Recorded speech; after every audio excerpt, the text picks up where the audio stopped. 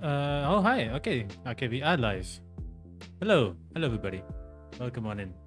Uh, hi. I'm so bad at these that I don't even know how to say it. But welcome on in to the stream. Welcome on into a new live stream. It's been a while. I've not done this in a month. I think so. In a month. I don't remember when I did the date of when I did the last live stream, but I think it's been a month. So anybody who's coming along, thank you so much for being here. I appreciate it. It's just a fun time to just hang out. The last time I did was it was actually a month ago. So I'm actually doing this after a month. So thank you so much for whoever is here. Thank you so much for being here. Let me know in the chat what you guys are up to today, what you guys were doing today, or anything in general. Today, the kind of agenda of the live stream really is to talk about games that I've been playing. As simple as that, really. And to hang out with anybody who is here. We can talk about literally anything, but at the same time, I do want to talk about some games. For example, Hellblade 2, Ghost of Tsushima on PC, XDefiant. We also have Indika, and I'm also playing this new. Fuck, I'm forgetting the name of the visual novel game called Still Joking, which I've not actually gone into a little bit, but yeah. Bishop Gaming, how's it going? I'm playing Fallout 4. Nice. Jessica, hello. Good afternoon. Good afternoon to you too. Hey, Otto, welcome on in. I'm pretty good. Doing fine. A little bit annoyed earlier because of a lot of different things. But if you guys are here right now, again, this means a lot. I never expect every time I do the stream that I've been doing ever since last year. So this year I started on April. Ever since I started once again streaming, I never expect anybody to be here, because before this, last year, whenever I streamed, I mean, I don't want to really say it, but most of the time people will not be here. And I totally understand because of like life and you guys are doing your thing. So, but ever since, doing the podcast and having Alonic interviews, I'm just happy that all of you guys are interested in what I have to say. So thank you so much for being interested in joining live streams and listening to what I say. And for the last 2 live streams, we went for 3 hours, even though I never expected it to go 3 hours. I wanted to go probably an hour because I thought nobody will be interested in me listening to me for more than an hour. So I'm not planning again for doing this for 3 hours. So, I plan on doing it shorter, but, depending upon how long the conversation goes. Gamer Red Star, welcome. Hi, hope you're doing well. But yes, back to you, Otto. What I was trying to say was, I was a little bit annoyed earlier because I had to deal with cockroaches earlier today. I woke up today, and since it's weekend, I like clean my house and everything. And I was cleaning my house, and I found one cockroach under my chair, dead. And I was like, okay, sure. And I threw it out, and then or whatever. And then today, like later on, like in the evening, when I came back, I went outside, came back, and I went to my washroom, came outside, and I saw there's a corner in my room, and I saw there was like a cockroach like in the corner, just peeked out and went back in, and I'm like, fuck this, and I just brought a spray, sprayed it, and obviously it died. And I was like, oh my god, what happened? Like 2 days in a day, two. Oh, what's okay? That is not how I wanted to do with the songs, but yeah, I got it died, and then I was going to pick it up, throw it away. And so it was like under a thing. It died under one of my shoe stands. And I was like, okay, I have to move the shoe. I moved the shoe stand a little bit just to take it out. And then I was like, okay, I'm going to clean that space. So I brought my mop, and I was like mopping around. So I wanted to take that whole shoe stand off. I took the shoe stand off, and I saw another cockroach dying of the spray. And I'm like, what? 2? And these are big cockroaches, as big as they can get. Not as big as they can get, but like the big cockroaches. And I was like, oh my god.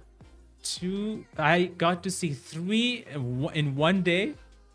So ever since then, I've been going back to that room, double checking, turning on the light, double checking. It just gets me worried every time, because when I came to this house, which I rent, when I came here, we got the house, we got to see everything with my mom and all. And we came here after 15 days, once the whole painting and everything was done, and cleaning was done by the homeowners. So when I came here after 15 days, I saw 1 or 2 cockroaches. I was like, okay, it's fine. And then I realized that it was not 1 or 2 cockroaches. Apparently there were 20 of them in this house at that time.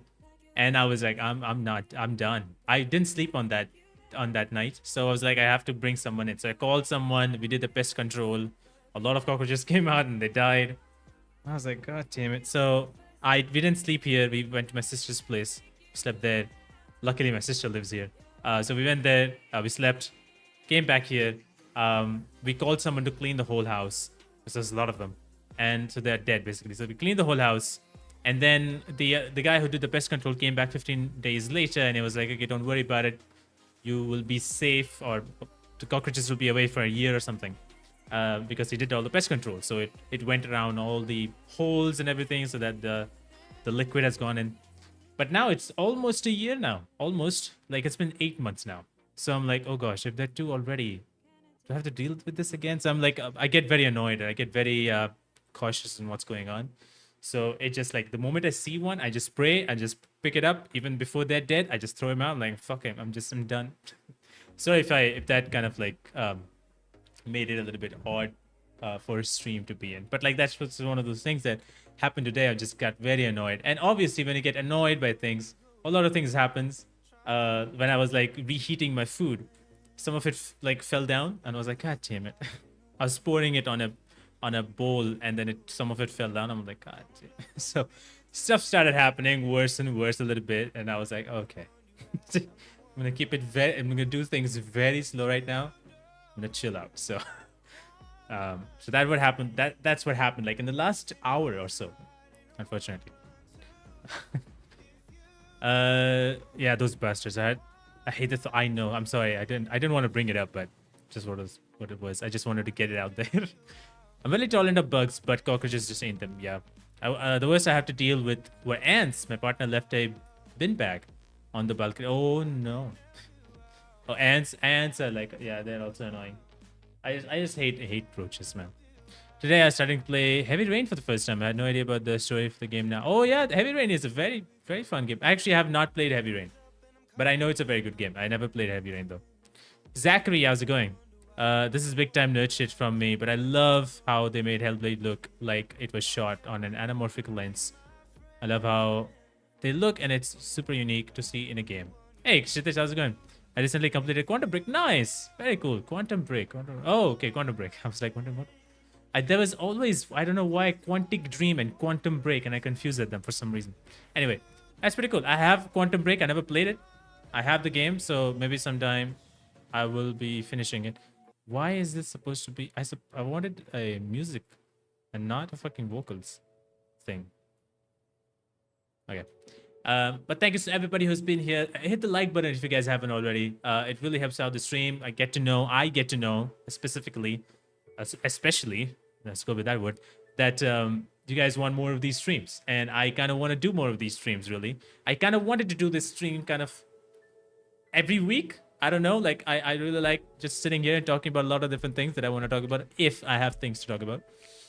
Today is one of those days when I have a lot of things to talk about. So I thought, like, why the hell not? And I kind of wanted to do this every week, but I'm not so sure if that's possible. So you guys let me know. If you guys, that's a little too much, or if you prefer one live stream every month. But speaking of that, actually, in a couple of weeks, I'll be doing a lot of live streams. So in a couple of weeks, there is that time of the year. If you guys love looking at what's coming up next in video games, there's a time of the year which is supposed to be E3, but it's no longer E3. So the showcases, we have Summer Game Fest, Xbox Showcase, Ubisoft Forward. I think that's about it. But there's more. PlayStation, I think, probably will have something. So we have those three coming up next weekend. So that's on 7th. So 7th, 8th, and 9th. And I think 10th. We have a lot of showcases. So I'll be streaming all of that on this channel. So it's 2 weeks from now. On the 7th, on the 8th. I think if there's something on the 8th, then I'll do that. On the 9th, on the 10th. I think Ubisoft Forward is happening on the 9th. So Ubisoft Forward will be showing any games that's coming out from Ubisoft side. We will get some look from Assassin's Creed Shadows and a lot of different games. So I'll be doing that on those 3-4 days. So it's going to be every single day, kind of like a weekend live stream where we can chill out, see what the show has to go give, and talk about it. Hey, how's it going, man? Welcome on in. Hi. I don't know why my hair is. Is my hair beautiful? I mean, to be honest, I don't like the hair so much right now, but welcome on in. Okay, going back to what you said. one more of these streams. After all, it's good to talk about your favorite. Yeah, thank you. I appreciate that. Why Quantum Break never get a sequel? Quantum Break was done from Microsoft. It's a Microsoft IP, so it depends upon Microsoft, really. Quantum Break is such an awesome game, kind of different, but still distinctly, yeah, it's very Remedy. I never played that game. I do want to play it. I remember watching the game, like seeing the trailers and everything, and I was like, wait a minute, I know him because I saw him from X-Men, so I know him. I'm forgetting his name. That's so bad. I'm forgetting his name, the lead actor. And there's so many good actors there. Lance Reddick is in there. I'm forgetting the other two. The villain, whoever the villain is, I'm forgetting his name. And the hero. Forgetting both of their names. Sorry. But I remember that, and I saw the first time the game launched, a lot of people had negative feedback. There was some like Sean Ashmore. There we go. Thank you, Zachary, for saying that. And there was a lot of negativity around that. There was like bugs and issues at the time, and I was like, that sucks. So I never tried that game at the time. Again, my PC was horrible, so I was like, I don't think so I can even play this game. It looked too far there for my PC to handle. So now it can, luckily. I was doing so well in Archivault. I had a flying dinosaur, awesome. Then I got attacked. He died, I died, and everything fell apart. I have to capture a new one now. I have never played Archivault. I always wanted to play Archivault because I love dinosaurs. I don't love it that much, but I do love dinosaurs. I love watching monster movies. I love watching dinosaur movies. So I would love to see. I love to play that game. Maybe someday. I don't know. I have it, I think. I've never played. I actually played it like a very few seconds of it. I remember an hour maybe, but I never got deep into it. I don't know how it's doing right now. It would be great to hear you go through upcoming games. Oh yeah, I'll go through the upcoming games. Yeah, of course. Like I would love to play any of the new games that's coming out, and I'm gonna jump into one of them in a bit, till things have calmed down a little bit or something. Like I'm gonna jump into Hellblade too in a bit. I'm just gonna talk about it. I'm not showing any gameplay here, so it's crazy. But Heelman, by the way, how are you doing, man? Hope you're doing well. Love your wood burns. Looking very good. Please heal over here. If you see him chat, he does wood burns of a lot of different things, video games, apparently anime now, but also also a lot of different things. DC, Marvel is trying to get a lot of different things out there. He's also selling them. So check him out. He's doing a different types of wood burns. Very cool, very amazing designs, and he recently did Gotham Sirens, which is pretty cool. So check him out if you haven't already. Go to his channel from here, and check him out. Sorry, Sean Ashmore is Nick, I think. Yeah, I don't remember the name of the character, but I do know Sean Ashmore. I know him from X-Men. So the first X-Men movie, and that's the second X-Men movie. Okay, the first three X-Men movie, but yeah. I still think some of the best, but also worst acting at the same time I've seen in the game was Elliot Page and Willem Dafoe in Beyond Two Souls. I've never played that game, but I've seen so many gameplays of it. Elliot Page, I'm forgetting. Is Elliot Page or? Wow, I spelled that name very well. Okay, so Elliot Page, yeah, again, Ellen Page at the time. She was known as at that time. But anyway, Elliot Page, I saw seen his movies a little bit. So it was very surprising to me that he was in Beyond Two Souls. I really liked that it was like more, but I didn't know it was William Dafoe was in it. That's surprising to me. I've never played it, so unfortunately I don't know.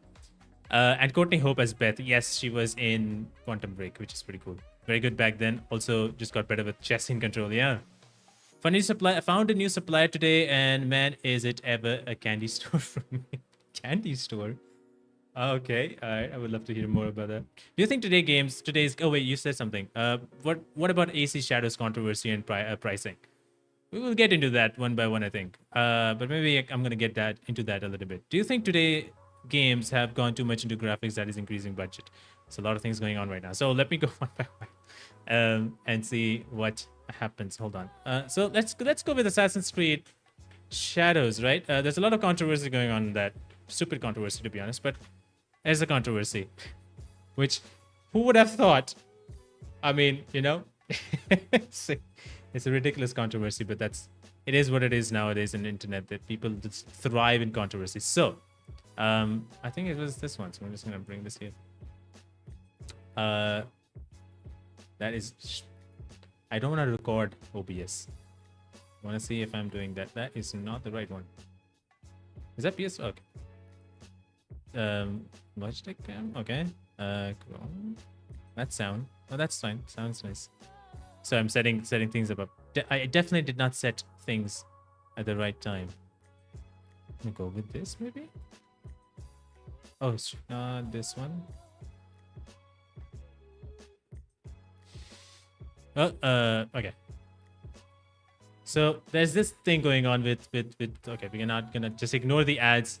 If we can just ignore it for the time being. Let me just pull this up. James, how's it going? Welcome on in. Thank you so much for being here. Guys, if those of you who are joining in, I would highly appreciate if you hit the like button. That would really mean a lot. Helps the live stream, helps everything.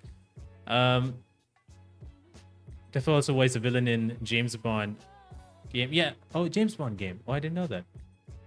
Assassin's Creed Odyssey, a lot, no idea how it was received when it came out, but I like it. Odyssey was also, I think, was fairly received very well at the time. I don't really remember, but I remember it was fairly well received. Anyway, so Assassin's Creed Shadows, if you guys don't know, there are two protagonists in Assassin's Creed Shadows.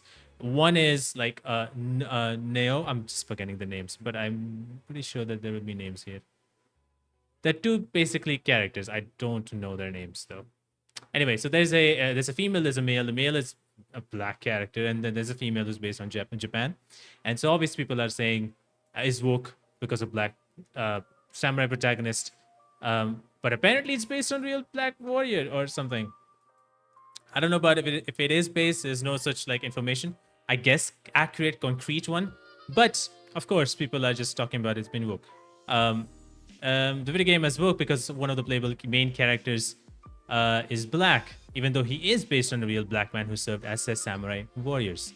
And also because the developers hinted players will be able to pursue LGBTQ romances. Apparently, people are still fucked up about all of this. Game publisher Ubisoft unveiled the trailer.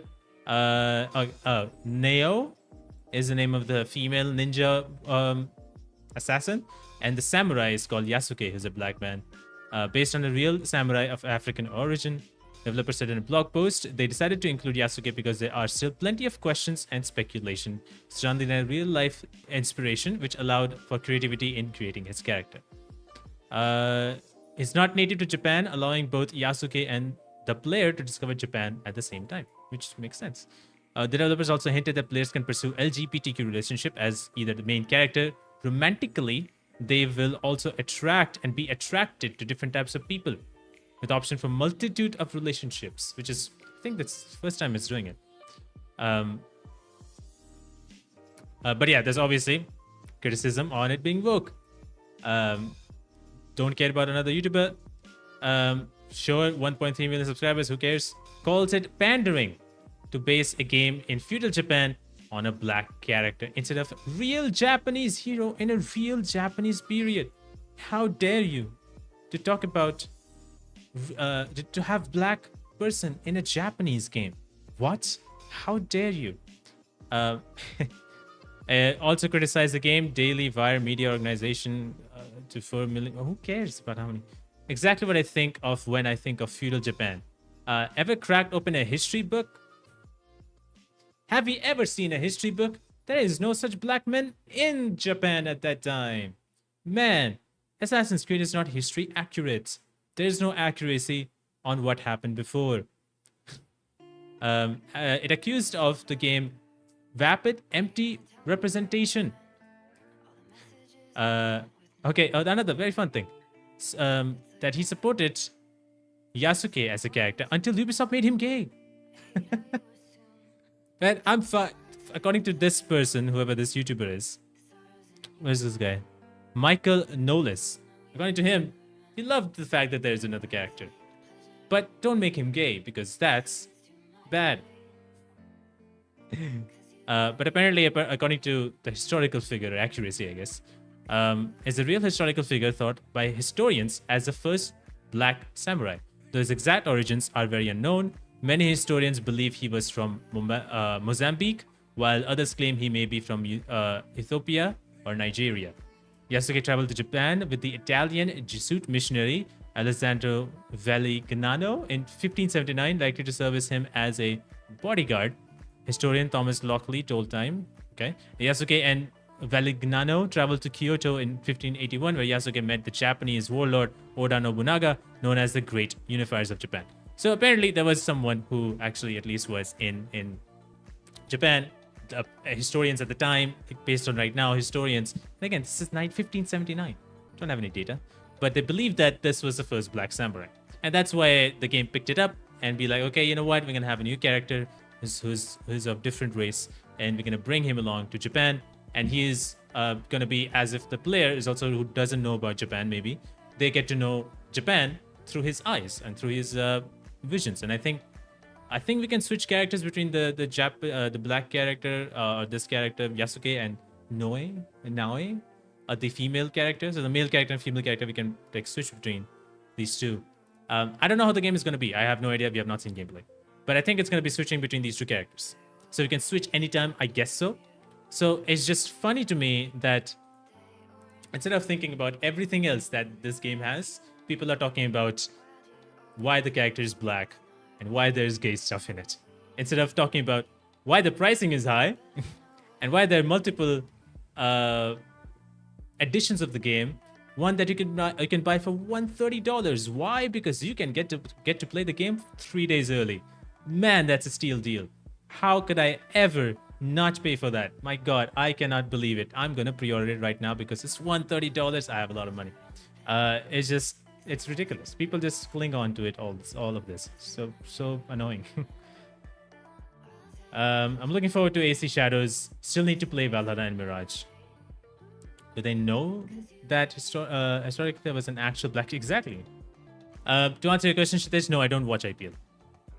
It's finishing work, so didn't see the screen. No problem. Geez, should people get their heads out of their asses if they are botched by representation in fiction? I don't understand why they just not going to let us choose like in Odyssey. I don't know if that's the case.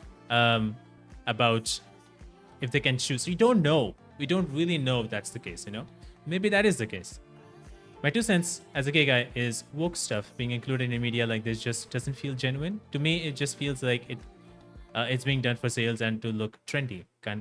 Here's the thing. I mean, you are very much right. I totally believe what you're saying because that's what it is. People just cling on and hang on and jump on to these trends where everybody's like, oh, and they hang on to these negative stuff.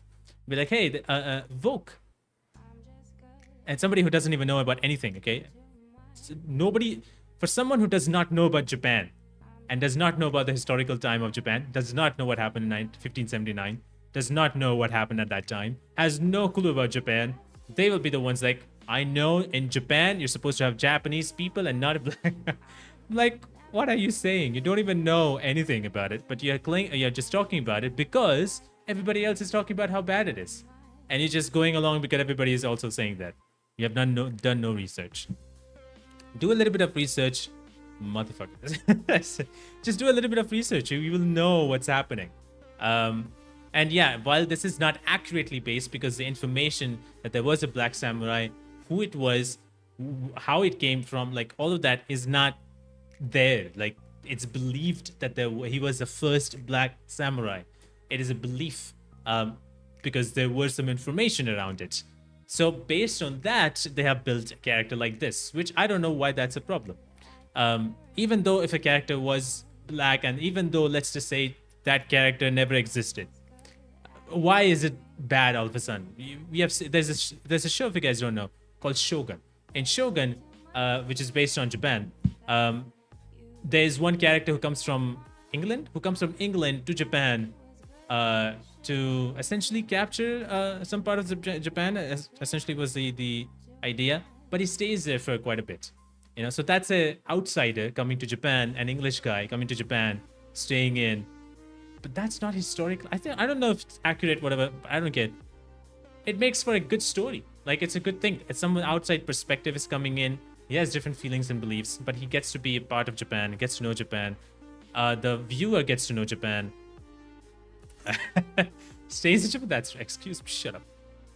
But he stays in Japan, and like he gets to know their culture, gets to be there, perform all the rituals, whatever it is. That makes a good story. The viewer who's watching it, they get to know more about Japan through his eyes or through his lens. So that makes a good story, in my opinion. I don't know why people are just always talking about this bullshit all the time. But yeah, it doesn't feel genuine because people always just keep in woke stuff. For example, it's very funny. If you go into woke stuff, can we just stop with this song?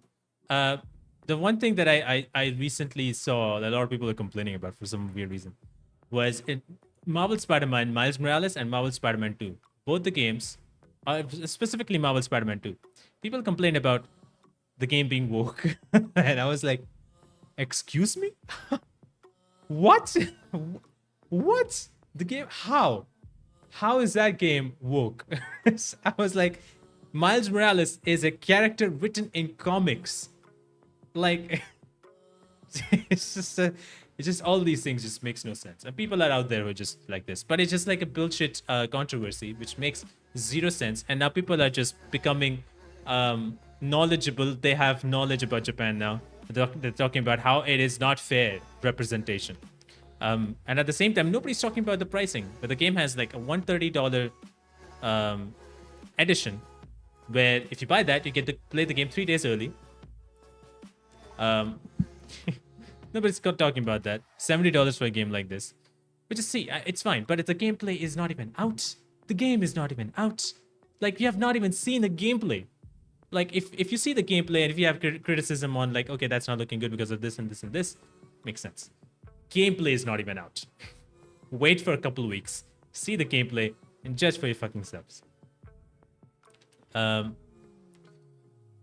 yeah, everything is. Lama, UB is not going to quit being woke soon. Yeah, apparently a lot of people, they were not. It's all done to shift focus from shitty pricing to this. I don't know. It's just a weird conversation that people have on Twitter and everywhere else. Well, I'm going to say if someone is still remotely interested in Assassin's Creed after Grindfest, Valhalla, and Odyssey, maybe they are numb-minded. I don't know. See, to be honest, I'm still interested in Assassin's Creed. Assassin's Creed is still interesting. I like Mirage and what they did, and I feel like this game might do well. It's not going to be that, but it's very big. The map is big, apparently. But it can do well. Who knows? So I'm optimistic. I just want to see the gameplay and see what it is. Funny thing is that if oh my god, I cannot read. It's like if they want to go do Black Eyes Guy game, Jesus, why don't they create a game's setting in Africa? Yeah, I mean, so here's the thing. I mean, they could, but they want to tell a different kind of story, and that's fine. I don't have a problem with whoever the character is. Like, you know, like I don't see why people have problems. People didn't have like a lot of problems in. I mean, I'm assuming people might have problems in shows and movies where there's a black character or whatever. But it's hilarious to me that people think about that instead of even seeing the gameplay. Assassin's Creed has one thing going for them. They do really accurate research on time periods and locations they base their games on. Imagination, adding diversity on top is totally fine by me. Yeah, I mean, I don't know if they're always accurate because, for example, I don't think so. Like in Assassin's Creed, the second game, the Assassin's Creed 2, Revelations, Brotherhood. I don't think so that there was an Italian assassin. I don't know. Like, there might be some accuracy to it, but like on the events and stuff. But I don't know if there was an assassin like that and all that stuff. Those things probably are not accurate. But they're like the setting of the game is probably accurate, or accurate-ish. They take some elements of it and then, you know.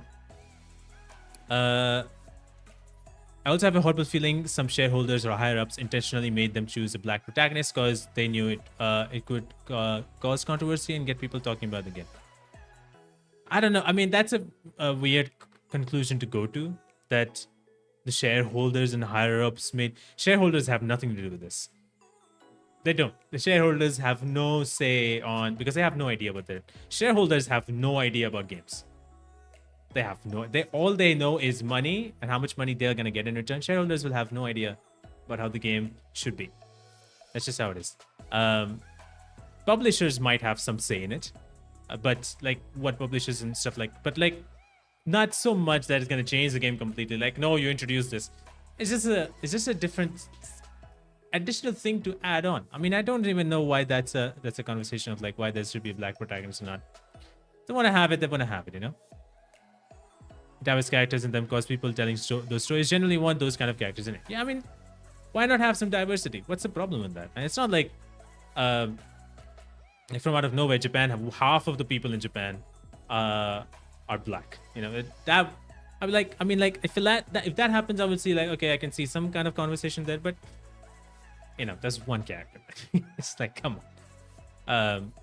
People have not seen the gameplay yet. They have not played the game yet, and they're jumping on conclusions like, oh, it's bad already. For the goddamn game when it comes out. Don't know about Spider-Man 2 being woke, but I felt Peter was nerfed for plot convenience. A guy who took down entire Sinister Six was not able to fight Kraven and Sandman properly. Felt annoying. I mean, Sandman, really? I mean, I don't know. Like, sure, he did take down Sinister Six, but he took down one by one for sure. He was taken down by everyone at once, but he took them down one by one, slowly and slowly. But they were not that, I don't know, they were not that big of a deal, except like Scorpion had a big thing. Like he already fought Scorpion before. Scorpion had a big thing going on. There was a big whole mission with Scorpion. There was a small mission with Rhino. Not that much, really, with Rhino. Negative, Mr. Negative was a big one. It took him time to defeat Mr. Negative. So there were like moments, like it was not like very easily he took him down. But I feel like Kraven was made that way. Kraven is a strong character. In order to make him look strong, they have to make it like, okay, hey, Spider-Man cannot do it all by himself. Like, because Kraven is way too powerful there. And Sandman has different types of things going on. Because like how does Spidey fight Sandman with the abilities that he has? You know? Taking the help of Miles. I mean, I don't see that as a problem. I don't think so. Peter Parker was nerfed for the plot convenience. Peter Parker was literally the major focus of the plot with Miles Morales on the side. That was how the game was. It was not the other way around. That's just how the game was. Peter Parker was still the focus. I would say 70% of the game is Peter Parker and the symbiote. And then 30% of the game is Miles. So I don't know. I don't think so. He was nerfed for the plot. There was obviously choices made, which is fine. I mean, I don't have a problem at all with that. But I think some people were rubbed in a wrong way when they saw that one. I think they were just like, again, romanticizing about Peter Parker being the best of the best and he can defeat everybody. But hey, I don't have a problem. That is so true. People just need to wait for the gameplay. To be honest, I got quite bored with Assassin's Creed 1 and just didn't bother with the others. I was interested in Odyssey, love that time period. By the way, Jessica, when did you play Assassin's Creed 1 or any of the Assassin's Creed game? Was it like more recently if you played Assassin's Creed 1, or did you play like when it sort of came out at that time? Because it depends. If you played it at that time, Assassin's Creed 1 probably would feel better. But if you played it like kind of recently, like in the 2015, 2016 or something like that, then it probably not so much. Years ago? Okay. But for example, if you played something like an Alan Wake, and if you're playing then Assassin's Creed, I don't know if you like Assassin's Creed. You know what I mean? Like, because there's so many games after Assassin's Creed 1 that were so different and they were so developed and so evolved as compared to Assassin's Creed 1 that you probably will not like Assassin's Creed 1. I don't know if I go back to Assassin's Creed 1 or 2 and see if I like the game, because everything is so bare bones in that game. At that time, it looked fucking fantastic. But once you play a lot of games with evolved mechanisms, going back to older games, other than nostalgia, you will probably not feel that great. I love Assassin's Creed for the vibes, the time period it's based on. All the buildings and areas and characters are so well made. I played Black Flag, Origins, and Odyssey. Oh, very cool. I would highly recommend, if you like Black Flag, I would highly recommend you to play, or even, yeah, Black Flag. If you like Black Flag, I would highly recommend you to play like the original Assassin's Creed. The Assassin's Creed 1, 2, Assassin's Creed. Then the 2 is based on Ezio. So Ezio Auditore da Firenze. Ezio and his storyline is divided into 3 games. So Assassin's Creed 2, Brotherhood, and Revelations, and there's Assassin's Creed 3. So I have not finished Assassin's Creed 3 ever. I got bored in the opening very much. Not even in the opening. A lot. I was like bored. But yeah. I like those games. I didn't play Odyssey or Origins. Actually, I did play a little bit of Odyssey. Didn't play Origins. But yeah. I love that time period. Years. Oh yeah. I mean, even with the symbiote, Craven was beating him. I mean, symbiote Spider-Man took down melee villains easily in the comics. That's what I wanted to say. Symbiote Spider-Man took down many villains easily in the comics. Yeah, I mean, he did. But Craven is seriously strong. Consider Craven. I don't know how do I say it. How do you consider Craven, or where do you consider Craven? Consider Craven as the most strongest individual Spider-Man ever has to fight. And while Symbiote is there, Symbiote did not get the full scope of its power with Peter Parker. He didn't.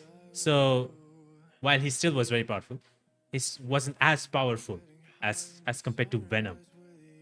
So that's how I see it. And I don't think so that's a bad thing. Sure, like, Symbiote was extremely powerful, get very angry and all that stuff. He could kill people. But, you know, I feel like Symbiote, even though he has taken down a lot of characters and villains easily, beating down Craven, like, loved that hunting. And he was, like, very much beat down in the game. Nothing like anybody else has done. And that's why he was so interested in it, because that Symbiote Spider-Man was able to take him down so well. It makes sense. So in my eyes, it makes sense, because that is the only thing that could hurt Craven so bad. But the Venom like did even more. So, you know, I see that like very, very well in my opinion. Again, you might have a different idea or a different opinion in mind, I guess. I haven't played Alan Wake. Shh, don't tell Matthew.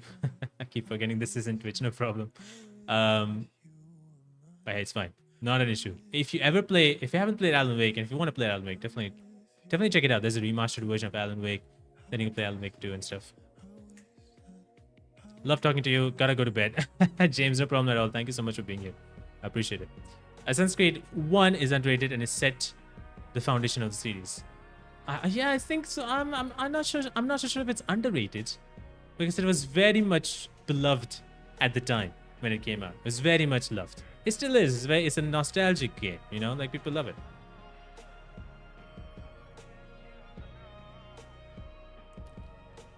A rushed game. I mean, I don't know. I know a lot of people have mixed feelings about Spider-Man 2. I don't know. I don't really want to get into that game, because that game, I thought it came out like last year, didn't? Didn't last year? Yeah, last Spider-Man 2 came out last year, on October. It's funny, not a lot of people talk about it. But no, like, in my opinion, I really like Spider-Man the way it was. Sure, there's problems here and there. I'm not the best person to be accurate, you know, what happened in comics and all that stuff, and whether it's accurate or not, and whether Venom is represented well or not. I'm not that guy. But I think, like, the story-wise, I really liked it. I really like where they were going, and how they went by with it. I like Peter Parker's character, however it was done. Don't want to spoil here, because if anybody has not played it, but fun times. Like, I really had a good time. I saw what I wanted to see, and gameplay was improved, and everything was very, very well done. So I think it was very good. I don't think it was rushed in any way. I have seen games which has rushed endings or rushed things, or storyline from all of a sudden just going crazier. So I've seen those. Jordan, by the way, thank you so much for subscribing. That comes out, which I didn't realize. But you know what? From one game to the other game, I just want to take my headphones. Oh, that's my head. When I take my headphones off, because for some reason I'm feeling hot. But I do want to talk about one of the games that just recently came out, called Hellblade 2. I finished that game not so long ago. Like, actually, yesterday I finished that game, I think so. Yeah, yesterday I finished the game Hellblade 2 yesterday. And while I wanted to talk about it earlier today, or like in the beginning, but talking about it now. I know somebody said about Hellblade way earlier. I have forgotten the comments. But I was talking about Hellblade, and a lot of controversies is already going around in Hellblade. Not controversy, but people are disappointed with the Hellblade. That's what I've seen. A lot of people have talked about how Hellblade is just not a good game. It's boring, or not boring. I think a lot of people are talking about how they were. insanely disappointed with the game and everything. And like some people have like other feelings. Some people have positives. Some people have negatives. I think we have, okay, hold on. I think I have this one which says very good. Like this is kind of the feeling that it's like the best tech demo, but it wasn't this supposed to be a game. Like people don't think it's a game. People think it's more like a tech demo. The combat is bad and stuff like that. The combat is restricted. Puzzles are tedious, and the game is very short for only around 6 hours. So that's a like the genuine normal conversation that people are talking about. If I go to Reddit, I think a lot of people will go crazy on this game. 5-hour walking simulator. If that sounds tedious, it is. They're charging $70 for this. How the hell? Okay, I don't understand how it took 5 years to make a 5-hour game with very shallow gameplay and system design. That is barely a video game. It's more like 5 hours with some interactivity added on. From that perspective, it makes sense. Having to get all these cutscenes into look spot, yeah. I mean, that's a positive response. I'm trying to find negative ones for the time being. Just like the first game. Oh god. Oh god, why? Why just like the first game?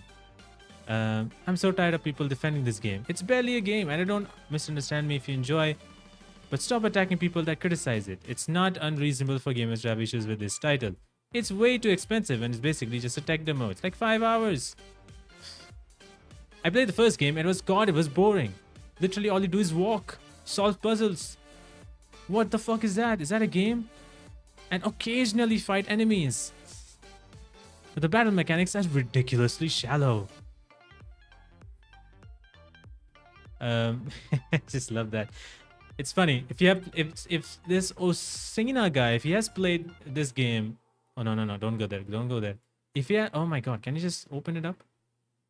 If this guy has played this game, did not like the first game, I don't know why why did you play the second game if you didn't like the first game?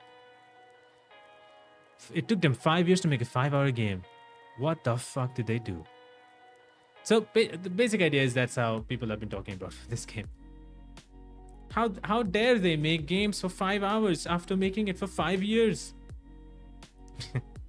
Walking simulator? What? That's a game? No way. To be honest, Hellblade 2 feels like a side quest rather than a main game according to my friends who have played it.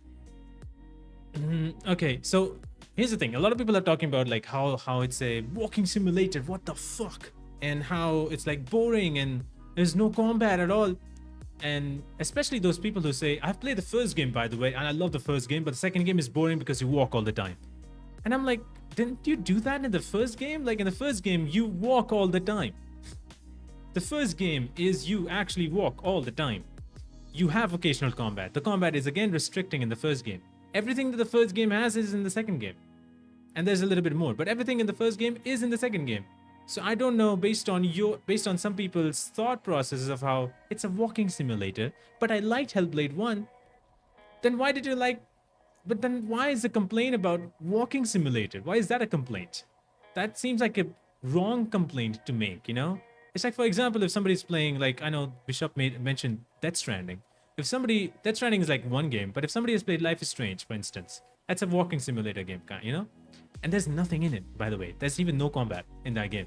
So Life is Strange. If anybody has not played it, Life is Strange is a walking simulator game where you basically do nothing. It's like it's a very drama story thing.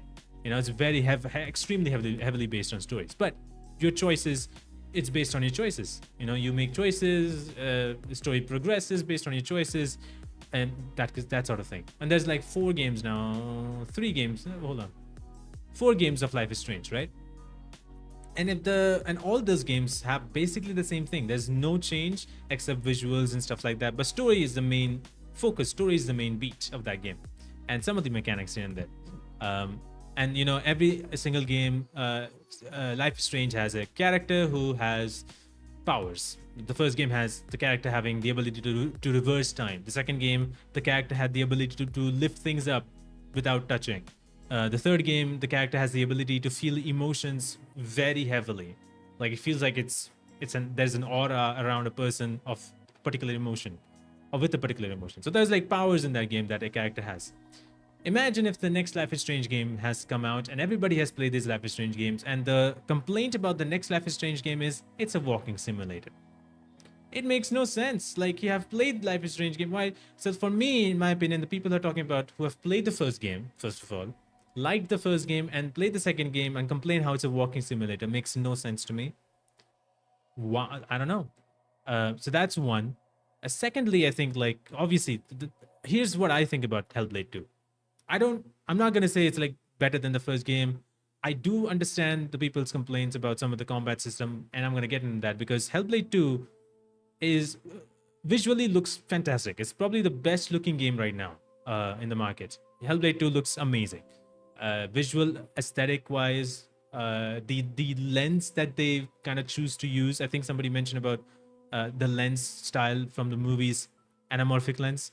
The lens that they kind of used, or the effect that they had around it, the chromatic aberration and the film grain made it a more of a cinematic look to it. The ratio, like the black bars on the top and bottom of a movie, that how it looks like it's in the game. You see the black bars on the top and bottom. So you have that cinematic feel. The sound design is amazing. The music is great. The acting is fabulous. The storytelling, there's a problem in that. But all of those elements that I mentioned before is ridiculously amazing. The game looks ridiculously good. And it plays very well. All of that is great. I think the problem that comes in, even from me, is the story and some of the combat. Now, the combat is actually exactly the same as the first game, where there is some combat here and there, but the combat moves that you don't do much. You have a heavy and a light attack, but they're very slow. So the attacks are very slow. You have block and stuff like that. You have focus. Again, that's again taking from the first game. But it's the same, mostly the same combat with like small tweaks here and there.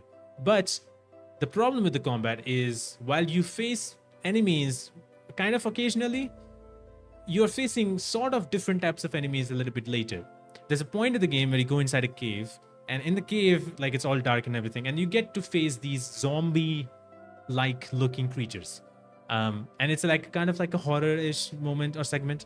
But you face this zombie-ish characters, and they are attacking you in a very different way. At that point in time, with the same combat mechanic that you have, it felt annoying that I'm having that combat, because those zombies creatures were doing a different type of combat, or different type of action, I guess, or attacking in a different way. So I felt very annoyed that, because you can dodge, but you have to press the dodge button 3 times so she actually rolls. So it annoyed me, because there were some attacks where you had to like dodge, but sometimes it was not possible. So it was like very annoying, because you cannot block their hand attacks, you have to dodge. So that became annoying.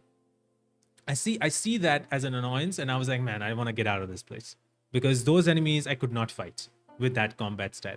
Later on, when he had enemies with weapons and everything, made sense.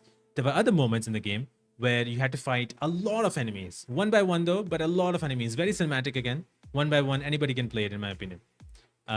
So you see these combats, and it's so annoying in the sense that it sometimes become a little bit annoying, because there's so many, just keeps on coming. You kill one, and then the other one comes in, and now you're fighting the other one. You kill that person, then the other one comes in, you're fighting that. You kill that person, then the other one comes in. Then it's very much repetitive at that point. So you're fighting literally for like 2-3 minutes, and on the same guys you're fighting over and over and over again. But the cinematic touch is very cool. But you're fighting those same guys over and over again with the same combat mechanic, one by one, and it just feels repetitive on those times. So there's those moments where it felt like, okay, this is repetitive. So I understand those comments that people are making where the combat is not fun, it's repetitive. And I do agree that it is repetitive. I wish they could have done more with combat so that they are not that repetitive in the sense. That didn't happen in the game, unfortunately. So I'm going to talk about it a little bit more once I read your comments. The first game was kind of indie game that was fresh on the time, but after 7 years in AAA, budget expectations were high. There's a correction over there that the game actually, they started working on the game since 2021. Yeah, since 2021 is when they started working on the game. So 7 years technically was not the time, but I get it. For a player who played the game Hellblade at that time in 2027, I don't know when it came out, But at the time, it's been 7 years from then. So I totally understand that there were those expectations.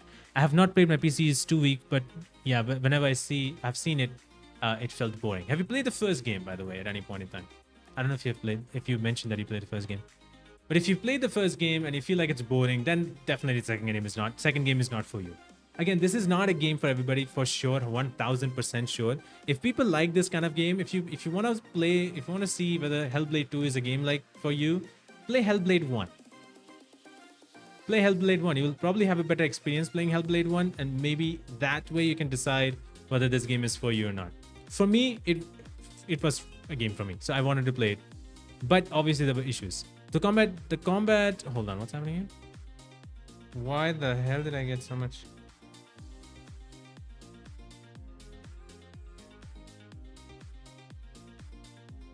Sorry. The combat should have been improved on, definitely agree on that. Yeah, the combat could have been improved, which is the problem, I think. It could have been done a little bit more could have been added in the combat, which just wasn't there.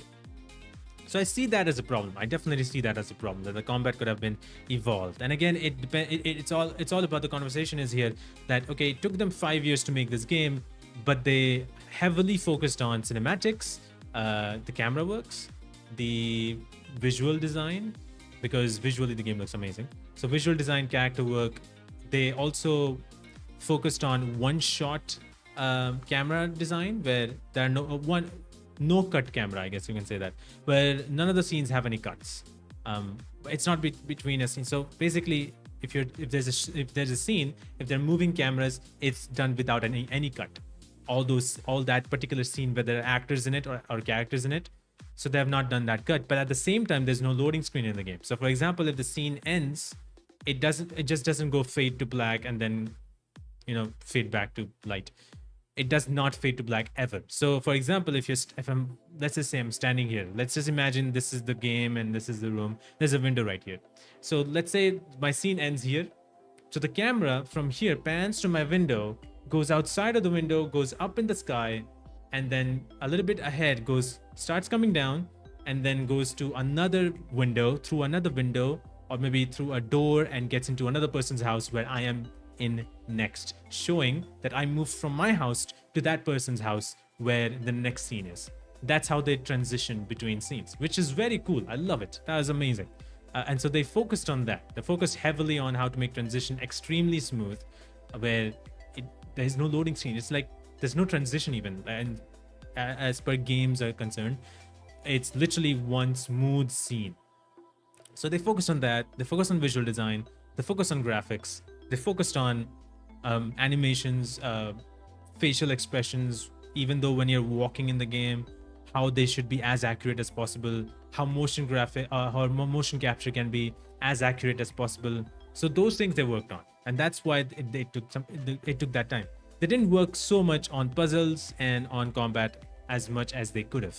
It felt like the combat they kind of left untouched in some ways, and they just worked on it a little bit. That's what it feels like, at least, that they worked on it just a little bit, because if you don't know, the creator of the game tweeted that the first game was very cinematic, was all about story. The second game is the same, and I think they went with that focus, that the second game is also going to be all story. So we have to make sure that everybody who's playing the game experiences the story as if they're experiencing a movie or something, or maybe it's more than a movie really, but they're experiencing it in the best way possible. So combat and everything else is going to be lowered, and that is going to keep as the number one preference. And so in that case, that's how the game, I feel like, was built.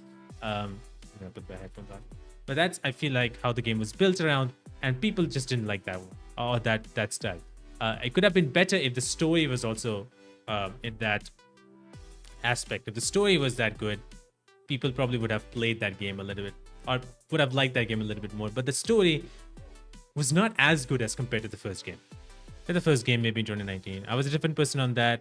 On that time, those audio tricks felt good, but now I wanted more. Yeah, God of War had no cut camera, but God of War didn't have transitions that way, the way Hellblade 2 has. God of War transitioned from one scene to the other in a different way, sort of. So for example, if a scene is ending, it ends on the character, and the character then you start playing. But for example, if a scene I mean, there was kind of like those transitions as well. But I feel like Hellblade 2 has like a very different transitions. You'd never see a fade to black ever in the game. 90% of it at least. Thank you so much, Otto, for being here. Appreciate you for coming by. Thanks for joining in. But now I wanted more, and I get it. I mean, I totally get it. The expectations are high, and I understand that some people wanted more. And I'm even telling that, yeah, they could have done a lot more in terms of combat and everything. And I think that's where the problem is: the combat, the story, the puzzles. And I already talked about combat and how there was issues. There were times where I was annoyed because of the enemies you fight. There's not much done in the game with the combat. They could have evolved a little bit more because it gets annoying at times, especially when you're fighting a number of characters at one point at the same time. Not at the same time, one by one, but it's a number of them. So it's like a series. You kill one, then you fight the other, then you fight the other, and they're all the same. Mostly the same. So it gets very repetitive. So that I 100% sure and agree that there's an issue with the combat. But even now in this game, the audio is still good. The audio design is still good. It's not just some tricks. I feel like the audio design in this game is great. They didn't lack on that. They didn't lack on visuals. They didn't lack on the cinematic touch of it. None of that they lacked on. I think they did, and I think in story, if some can say that they lacked on their story, I would say that they wanted to do a different story, but they didn't quite do it as well as the first game. The first game had one story, in my opinion, but you're trying to find Dylan, or trying to get to him. Essentially, that was your path. That was it. That was basically it, and then things revolved around it. In this game, you have segments. You have different chapters. There's 6 chapters in this game. Every chapter has a different story, which is attached to you in one way or the other.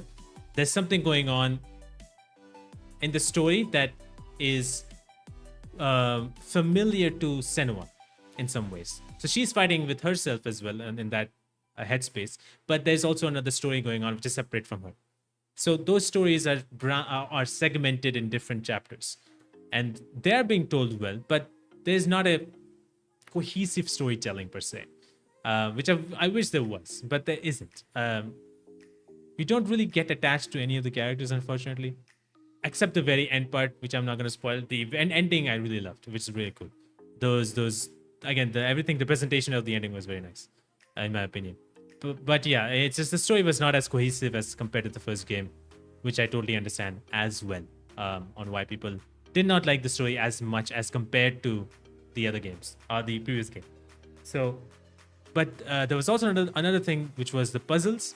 The puzzles in the game, they introduced a new type of puzzle in the game, and if you played the first game, the puzzles were not difficult. It was like very easy. So this new type of puzzle was also very easy. you didn't really do much there. It was very, very simple. So the puzzles are not challenging enough. They're just there. You're doing it because you have to do it. So again, it became repetitive. Once again, it just becomes repetitive that you're doing this again. There's nothing more to it. It didn't feel like a challenge. So again, the game is very experience-based instead of a game that you play nowadays or in general. It's more of an experience instead of a game is how I like to see it. So in that case, I understand. I still feel like it was a great experience to me. For a video game, as a video game where you expect a combat, where you expect this and then you expect that, I expect multiple level of designs, you will not find in this game. But if you play the first game, I think you have some sort of expectations from the second game. But if you're expecting the second game to be like, I don't know, to be like Death Stranding, for instance, I guess, then you will not find that, Why Xbox is there when something goes wrong? It reminds me of Mal. ऐसे situation में आगे किससे जाता हूँ. Still waiting for the day when Xbox will provide games of level of Halo, Halo 2, God of War.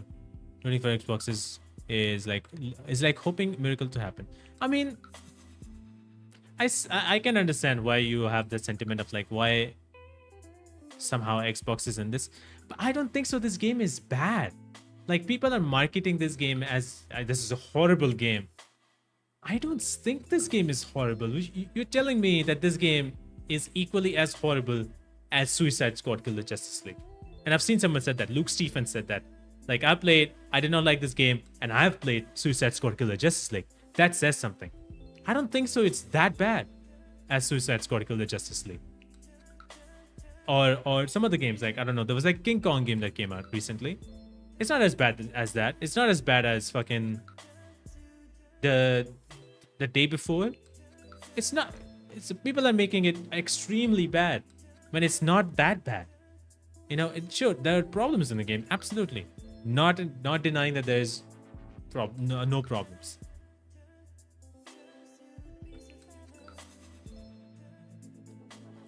But I don't think so. This game is bad. I think this is a solid game.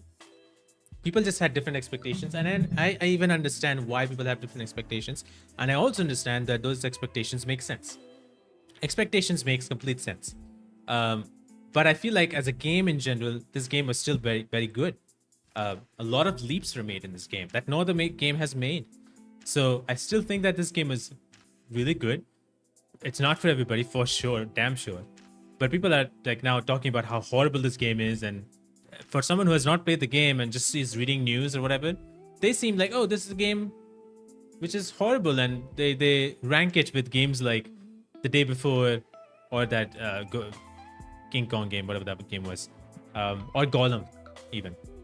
They will rank the game with that. I'm like, that's not how it is. Play the fucking game and then judge it. You know, that's how I see it. So I feel like there's a lot of comments out there that just talk about how horrible this game is. And again, I feel like sure it can be for you, but play the game and really go with an open mind and see how it is actually. And don't know. They seriously need some management changes. I mean, don't know why vibe and excitement are missing when it comes to Xbox. It is in some ways, yeah, for sure. I'm not gonna deny that it is not. It is.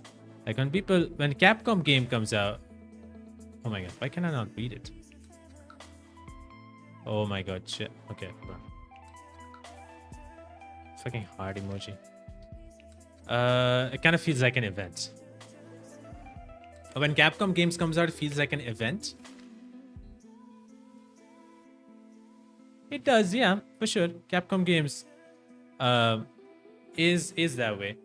Obviously I am forgiving, and the reason why is because I just don't like ridiculous hate. Like, if you don't like the game, sure. Like I don't mind. I don't have a game that I hate. I have games that I don't like, but I never hate a game. I don't like certain games. Hate is a very strong word for me. But like, sure, like a lot of people have like a love-hate relationship with games. I don't mind. Like you have whatever you have.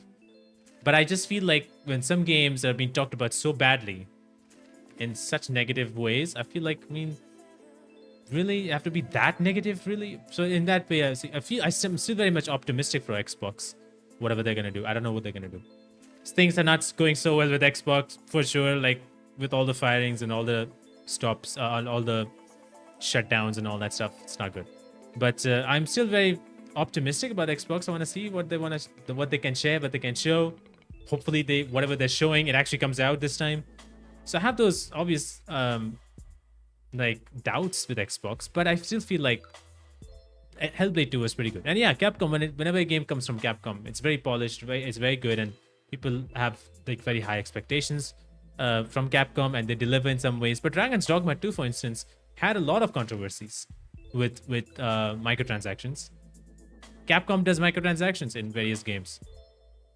They don't talk so big shit about it. Like I remember Resident Evil 4 Remake has microtransactions in it, but people talked a hell lot about it in Dragon's Dogma 2. When microtransaction you don't really need it. Obviously you can have it and it can help, but you don't really need it. Otherwise, I know there's like a fast travel mechanic in the game, and you need to have certain points, whatever it's called, and it's very expensive. But you can buy a pack using microtransactions in the game to get that much amount of money, so fast traveling is possible. But if you play the game by yourself, like without microtransaction, you might have to run, which is an annoying thing. But it is there in Dragon's Dogma 2. A lot of people had a controversy against it. A lot of people had issues against it. It was mostly negative on Steam because of it. So, I mean, if you really want to find negatives, you'll find negative. That's how I see it. I don't look for negative, in my opinion. I just feel like, okay, I'm gonna try this game out. If I don't like it, I don't like it. I'm not gonna I'm not gonna go crazy on it. That's how I see it, at least. So that's what it is for me with Hellblade 2. I still feel like it's a good game. If anybody has Xbox Game Pass, try it out, play it, have your fun. It's a short game. It's like I finished it in 5 hours or so. So it's a short game. I don't know how we can finish in 8 hours. So like in the Xbox Game Pass, it says to a completionist in 8 hours, and I'm like, how do you play for 8 hours? Okay, but yeah. If Leon S. Kennedy is not in Capcom games, somehow Capcom treats like secondary priority. Capcom treats like secondary priority? I don't know if that's true. I don't think so. Capcom treats this game very seriously, to be honest. I think. I don't know. Could be wrong. Like Dragon's Dogma. Not Dragon's Dogma. Yeah, sure. Even Dragon's Dogma. Oh, fuck it. Like Resident Evil 4 Remake had Leon's microtransaction stuff even in it. But Resident Evil 7, Resident Evil Village, they did fantastic with that. So, I don't know. It would have been good. I mean, Dragon's Dogma is very good right now without thing.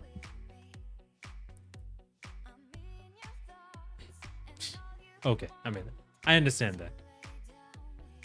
I guess so. I don't know. Like, I don't see Leon that far. I think I see someone else in Capcom really that far. I mean, yeah, sure, Leon is also there, but I feel like Ada was always it in Capcom for me or something. I don't know.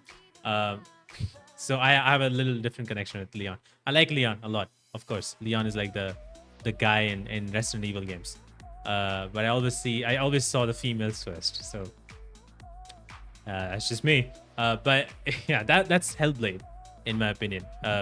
Still pretty good, not so bad. But I do want to talk about other games. And the other game that I actually kind of want to talk about is Ghost of Tsushima. I've been playing that game.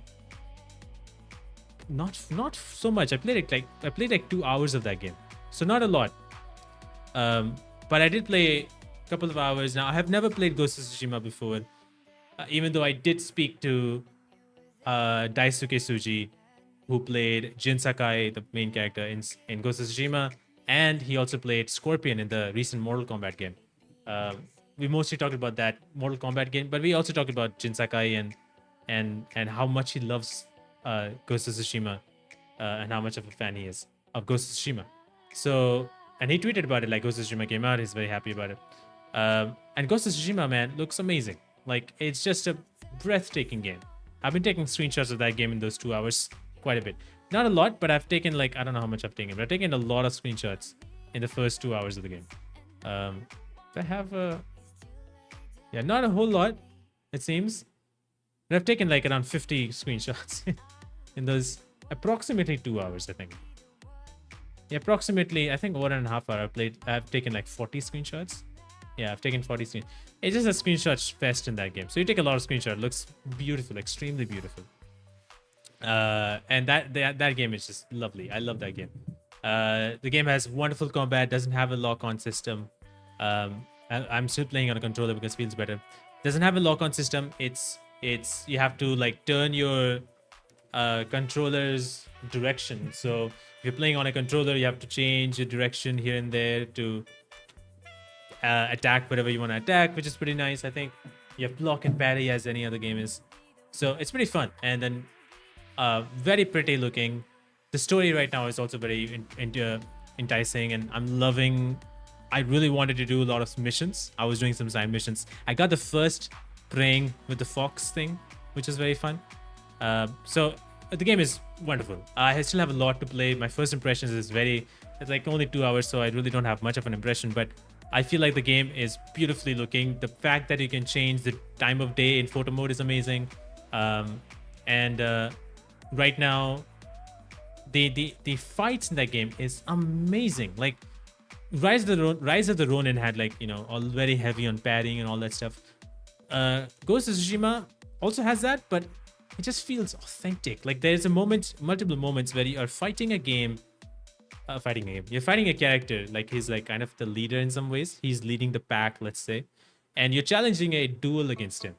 So you walk slowly, and then you press a button, and then you slice his head, and that looks like so good. I just love that. It's like that's the first attack you do. We literally like a samurai. Like that's how I've seen samurais all the time. So it's like very fun. So I love that. So that is there, and then you always obviously have these fights and stuff. Very, very cool. So I love those moments. And the fact that it's open world in such a beautiful way. You have horses that you can ride, so that's pretty fun. Just like Witcher. So that's how far I've gone into the game. Pretty fun. I have a lot to go into. Again, I want to give a huge thanks to PlayStation for giving me the code for the game. Really having a good time. Well, I would love to play this game more. I think tomorrow I'll try to play tomorrow. I don't know if I can play tomorrow, but I'll try to play tomorrow, and it's gonna be really fun. Have you played Bloodborne Goatee Edition? Oh my god. No. No. Have you played Rise of the Ronin? I have, yes. Is Ronin Assassin's Creed? No, I don't know. Rise of the Ronin is not Assassin's Creed. No. It's very different than Assassin's Creed. I don't know. I forgot about Rise of the Ronins.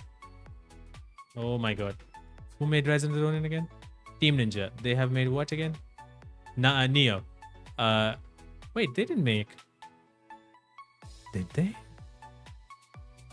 Ah, okay.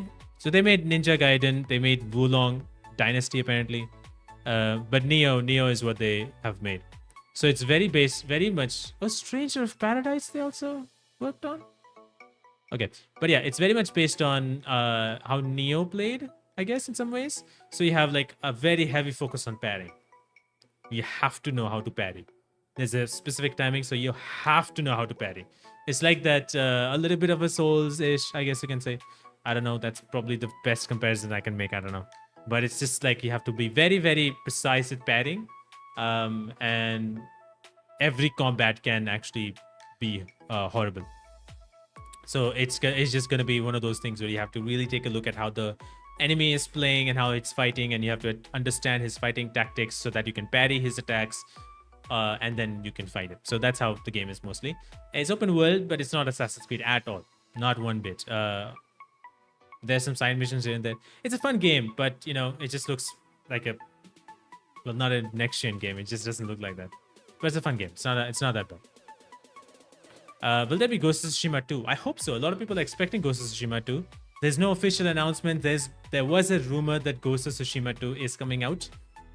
But I don't know, maybe they will. Sucker Punch maybe is going to announce. If a PlayStation showcase happens recently,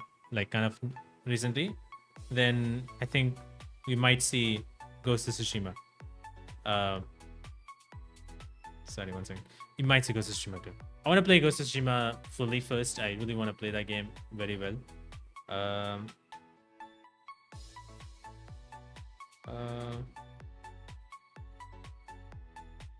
I'm so forgetting. Who did I email? Sorry, I'm reading an email here. Okay, I see where this is. Anyway. How was it talking to Benedicta? Oh, Benedicta, like Nina, yeah, the next episode that's coming out tomorrow actually. Nina Yildiz, who played the role of Benedicta in Final Fantasy 16. She is wonderful. I had a great time talking to her. The episode coming out tomorrow, you will see a lot of it. There's an extended version that if you become a member of the channel, if you become a hardcore member of the channel, you get to watch the extended cut. Just want to cue in a little bit over here that you can become a member of the channel and you can get some benefits. There's casual and hardcore fans. If you become a casual member, you get to watch episodes like these, the behind the voice episodes or podcast episodes way earlier than anybody else. You will get early guest announcements on the community post. You will also get a special role in Discord if you become a member of my Discord. Again, you can probably find a link in the description to be a part of my Discord in general. If you wanna, you can be a part of the Discord. But if you are a casual member, you get a pretty cool role in my Discord. If you become a hardcore member, you'll get your name shouted out in every episode. You will also get an extended version of the episode. Not everything is in the main episode that you get to see, but you will get an extended one. Don't worry. All the important stuff, I guess you can say, like the video game stuff, is still in the main episode. There's some extra talk that we do that is not in the main episode, so you'll get to see in the extended cut. And also, if you have any questions for the guests, your questions will get the highest priority if you are a hardcore member. So this is just one of the ways that you can support this channel. It helps me out to create more content in the highest quality possible, and post it weekly. So that's the thing that's just helping me out a little bit. If you want to, don't have to. If you don't have the bandwidth, I guess, to support in that way, because right now whatever you're doing, like watching this stream, sharing, liking, commenting, all of that, and watching, all of that is great support. But if you want to support a little bit more, becoming a member is the best way to do it. But anyway, that being said, Nina Yendes is fantastic. I had a great time. We were talking. I reached out to her in January of this year to have her as a guest, and she was already ready for it, but she had a lot of she was not able to find a date because she had a busy schedule. So we went from January to February, March, April, and then finally to May. So May is the final time. Like last week, finally we got the time to have a date set, and then we finally did the interview. I was reaching out to her every single month, but she was not able to have a single time because she was working on a lot of different things. She's a producer, director, writer now as well. She's trying to go into writing, and also an actor. So voice actor both. So she's doing all of that at the same time. So she's having a busy schedule. So, but anyway, we finally got to talk to her. I talked to her for like an hour, 15 minutes. The episode that you'll see is like 57 minutes to an hour long. So there's 15 minutes extra of conversations that we did. Very fun. She's fantastic. I had a great time talking to her. Very, very cool. So yeah, I cannot wait to release that video tomorrow, our episode tomorrow. I really like, her character is amazing. I love her character. I really feel bad about her character based on how the story went. Just really feel bad about the characters just in general. And I told her like how I feel bad about her, even though she's like a villain and like can come out as like a bitch or something. I felt really bad for her. But yeah, it's a very interesting story. She played it flawlessly. It was really, really wonderful. If we can bring someone from membership to ask questions live, it would be good. If we can bring someone from membership to ask questions live. Bring someone from membership to ask question live? I don't get, if you're talking about somebody who's a member. I mean, I've never done a live episode. The reason why is because I don't know if the timing is gonna work. Because we have to schedule a call and times are very different. So the live stream timing is gonna be very, very different. So I don't think so everybody is gonna be able to be there. And again, it's very hard to do live in my opinion. So I just never opted for a live episode. I don't know if I can do it, but maybe sometime in the future, live episode would be fun. I don't know. I'm not so sure about it yet, but I will think about how that live episode is going to be. I don't know. I just have no idea about that. Have I played Final Fantasy 16? I have not played Final Fantasy 16. No, I have not played it, but I did see everything that Benedicta has in Final Fantasy 16. I did see all the scenes and everything. So I mean, again, here's the thing. If you don't know, I don't play all the games that I'm playing. That I'm able to get to talk to some of the actors. If I am able to get an opportunity to talk to some of the actors and I have not played the game, I watch everything that the character has.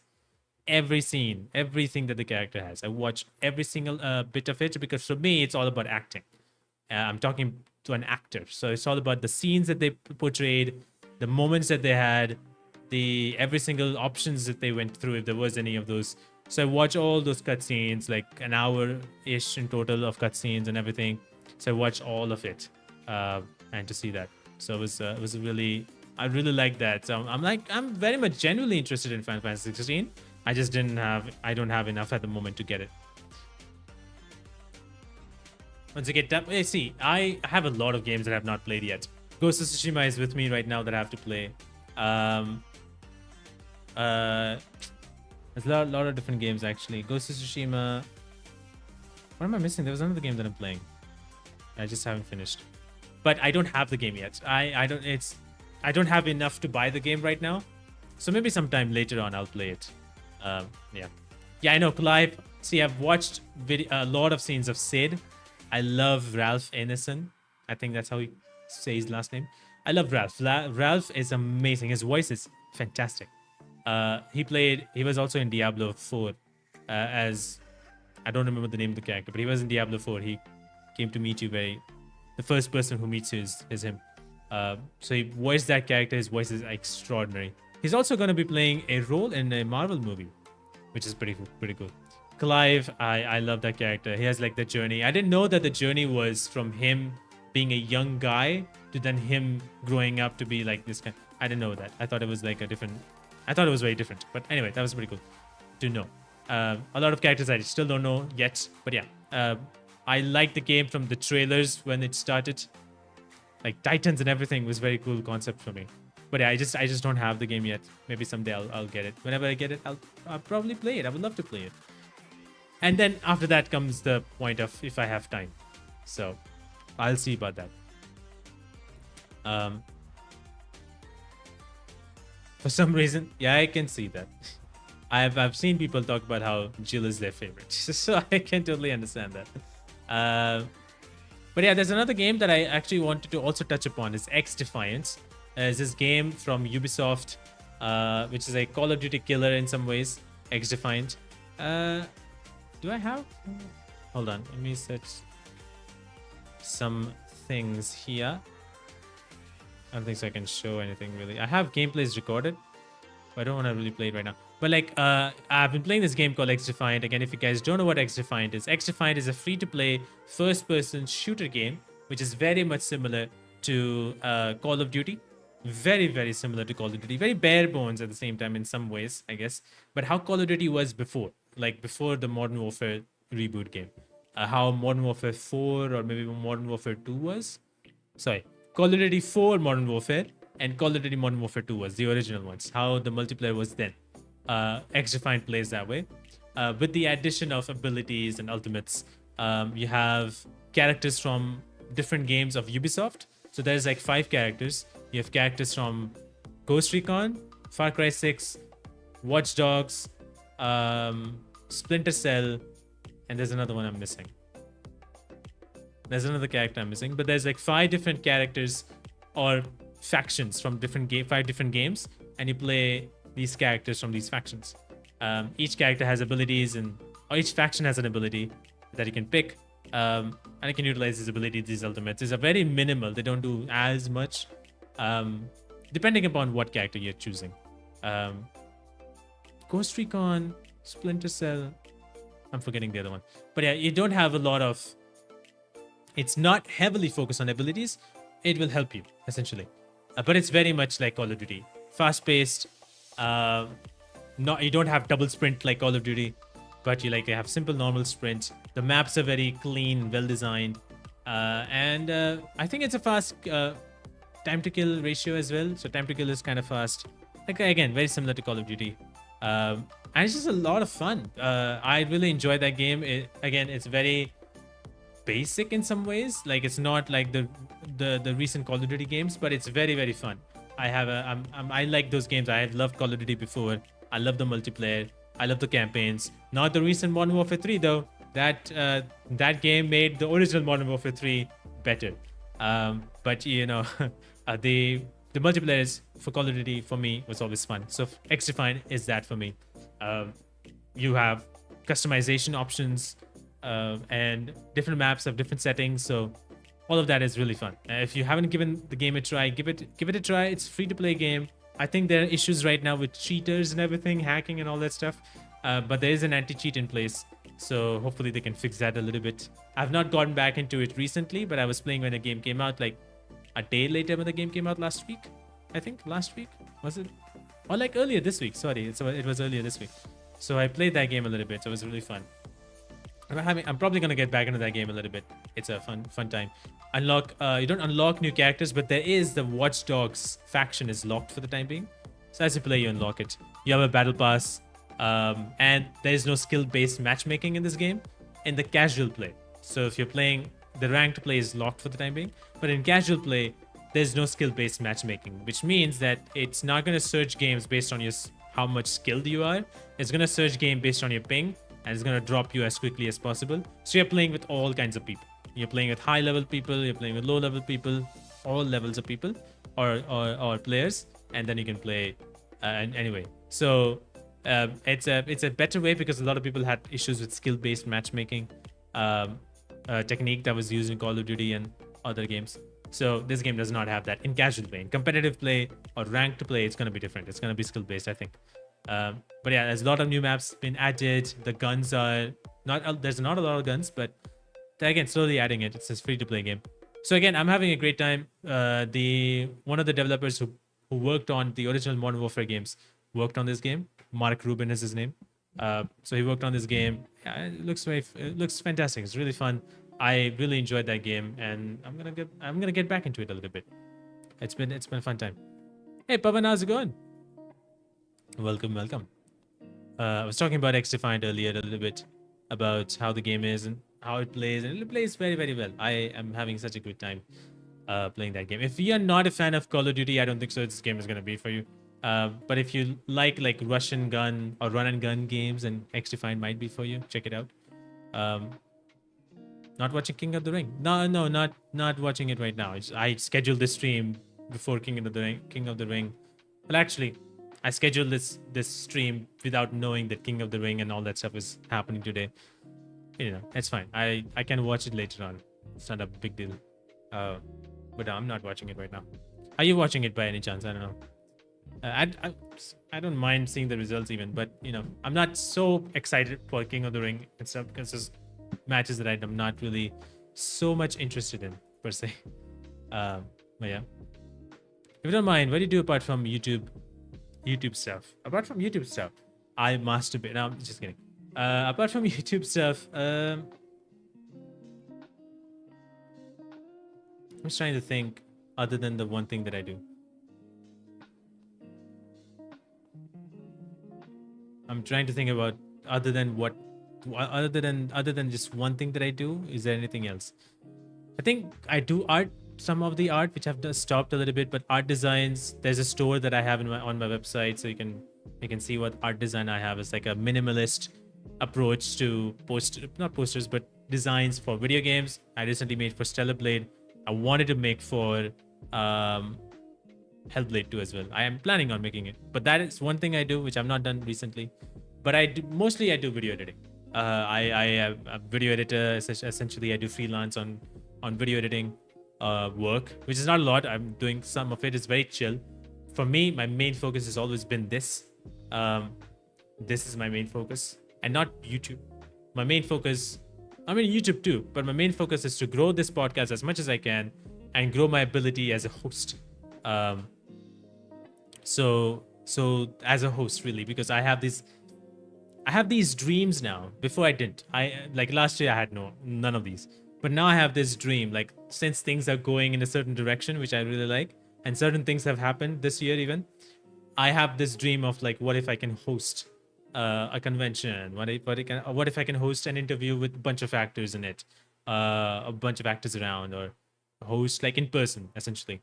Or, you know, as wild as go to, I don't know, not Summer Game Fest, but like Game Awards or BAFTAs, and be that person who hosts and talk to actors or whatnot, or host, like if you know Game Awards, Sydney Goodman hosts the pre-show. I'm like having this wild dream of doing that. So that is my goal, and that's what I'm like working towards. But at the same time, growing this podcast as well, which is like helped quite a bit. A lot of people, I know one which is very cool that happened quite recently. So I don't know if you know this person. So this person's, her name is Lucy James. She works on GameSpot. She's a host. She works on GameSpot. She's from the UK. And I've seen her stuff a lot. But she does a lot of stuff with GameSpot. Tamoor Hussain, I think his name is. Could be spelling the first name wrong. But Hussain, he and she, they both like work on GameSpot. So I've seen her like a lot of stuff. Like she was also doing a red carpet in BAFTAs. In the BAFTA Game Awards, which is pretty cool. I sent her a message because I wanted to bring her along in an episode, which I'm still working on, by the way, and it might be possible. But I was like talking to her about like, okay, I'm having this. I do this podcast Behind the Voice, and the first reply she gave was she knows this podcast, which blew my mind that she knows about it. So I'm definitely seeing that people from the industry are knowing about my podcast, which is a big thing. That's the biggest thing, which is insane that nobody really helped me per se in setting all this up. So I take some credit in that. But anyway, I'm really happy that it's going somewhere. So I'm just like very much hyper focused on this, and I'm taking decisions that no one in my area, in my friend zones, whatever, will ever take. And I always doubt about the decisions I'm taking, but I'm taking it because that's what I feel is good or right or something. You know, I mean, you're a proper YouTuber, or I mean, you are a proper YouTuber, or this is like a side job for you. This is not a side job for me, really. This is something that I'm really, really focused on. I left my job in February of this year because it was hampering this on my podcast. I had to cancel one guest because I couldn't be on time because I was in office, and that killed me. That happened in December, and that killed me. That was like one of the major reasons. Like I cannot hamper this. No matter what happens. So again, my decisions, my viewpoints are very different than anybody else in the world, I guess, or anybody else in like the society I live in, at least. So, or the typical people, I guess you can say. So, I have that idea, and I'm just pushing with it, you know, just going with it. Really ambitious here. Keep working. Thank you. We will see you there one day for sure. I don't know about that. If I'll see myself one day there. I don't see that is a dream that I feel like is not possible in my eyes. But you know, I can dream, I can think about it. I'm learning guitar. Any tips? I have no idea. I'm not a guitar guy. You're not asking the wrong person. But I mean, you know, follow YouTube videos, I guess. You'll probably learn a little thing or two. Since it's guitar is a thing that you play, I think reading about it will not help. So I think watching videos and stuff like that might help. Do your research, watch a lot of videos, and practice, record, send to people who know how to play guitar and ask for feedback. Those type of things. Maybe join Facebook groups. Maybe join Reddits and post your song and stuff like whatever, and ask them for feedback. They'll have a much better idea. Whether you're a beginner or whatever, you'll have a much better idea. So my hair care routine. Oh my god, this is like I don't get to answer these questions usually because nobody asks these questions. It's like a very weird question. I don't have a hair care routine, really. I shampoo twice a week, at least. That's what I make sure that I do. That's one thing that I 100% do. I have to shampoo 2 times a week. Sometimes I do once, but at least once for sure. But I like, if I do once a week, 1 week, then I have to do 2 times the next week. So I've set days like Wednesday and one of the weekends, one of the days of the weekend. So either Saturday or Sunday. So it's Wednesday one day, and the other day is going to be either Saturday or Sunday. So I didn't do today, so I'm going to do tomorrow. So 2 days a week shampoos, very important. And yeah, that's pretty much it, really. I don't know. I don't even know what else to say. I don't really like some of the portions of my hair because it's not looking very good, and my hair gets very dry. I don't know how to fix that. So I'm working on it. My mom suggested me a tip, or gave me a small tip. So hopefully I can work out tomorrow. We'll see.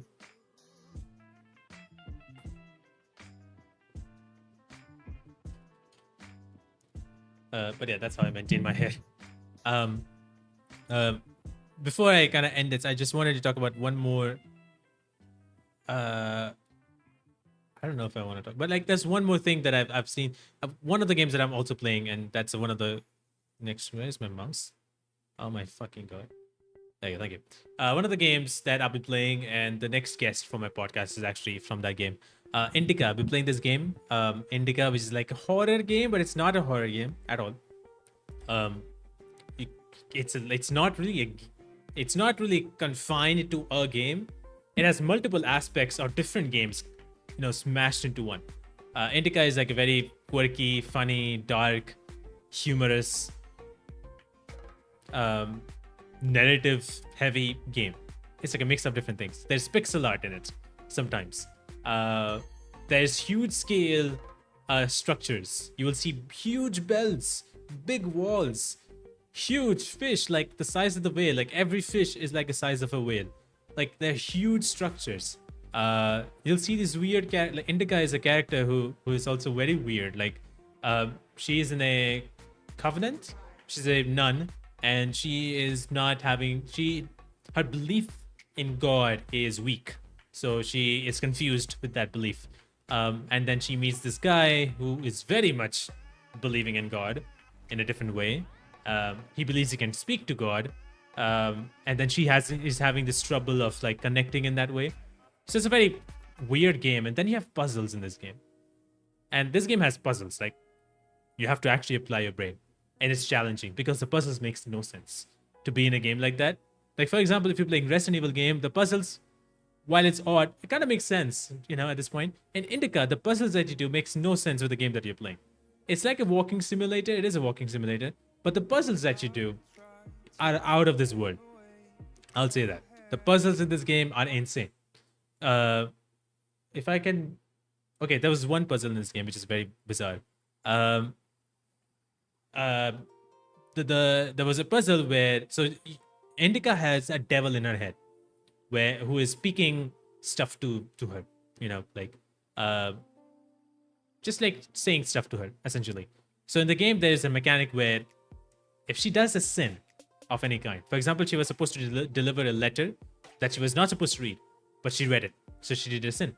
And the devil in her head started saying a lot of shit, like started blaming her, all that stuff, blabbering, completely blabbering. The world changes to red. Everything in front of you is broken. So for example, if you're in this house, it gets broken into 2 pieces and the world is red. And if you start praying, it comes back. It pieces back together and everything is normal. And if you stop praying, the devil starts blabbering again and it's broken, all that stuff. It's crazy. But you use that to solve the puzzle because you're supposed to get out of the house. How do you do that? Is you pray and then you get to a platform, then you stop praying, you go to another platform because of it. So it's a puzzle. You solve puzzles with this. And it's very funny. And so you have puzzles like these much later in the game as well. Insane. There's a puzzle where you have to lift walls. You have to lift a wall and place it in some other place, which is insane. There's a huge crane, which is coming from somewhere up above, and you just lift it. The puzzles are weird and bizarre. So, but the narrative is strong. The puzzles are odd, but it somehow works. It somehow feels right. Not right, but it somehow feels nice in some ways. And then you have these conversations with characters, which is insane. About what is good, what is bad, what is, choices and stuff like that. And then you have these moments, and then you have relationships. So it's a very cool game, which has everything mixed and mashed together. So you cannot even call this game, if it's an action adventure, it's a walking simulator, it literally, even if you see the launch trailer, it says walking simulator, ? Horror game, ? So you don't even know what this game really is. Pixel art game, because there's pixel art in this game as well. It's very weird. And it's very fun. So I feel like it's very much worth 1300. It's not that long. It's kind of short, as like I would say it's very like shorter as compared to like Hellblade 2 is like around that length. But it's very much, I feel like it's worth it. It's worth 1300. I bought it for 1,000 because I bought it at the time when Indika launched. So there was a offer at the time. So I really like that. But yeah, fantastic game. I talked to the lead actress who played Indika. Her name is Isabella Inkbold or Inchbold. I think I'm pronouncing her last name wrong, I think. But I talked to her. She's going to be coming along in the next weekend, in the next episode. So excited for that. But yeah, very, very fun game. I am not from Delhi. I'm right now in Bangalore, but I'm not from Delhi, no. I'm technically from Bihar, but I've been living in Orissa for like most of my life. I think I can say like for 26 years I've been living in Orissa. It's like for 1-2 years I've been living here in Bangalore.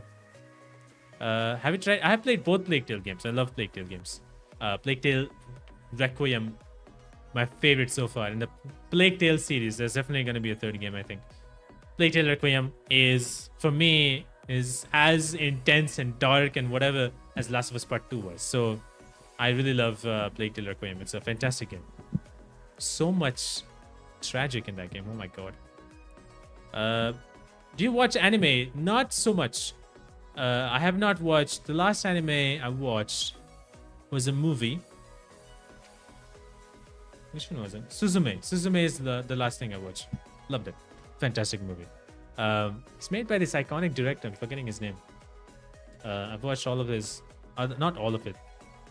Makoto Shinkai, right? Makoto Shinkai, sorry. I'm spelling the name completely right.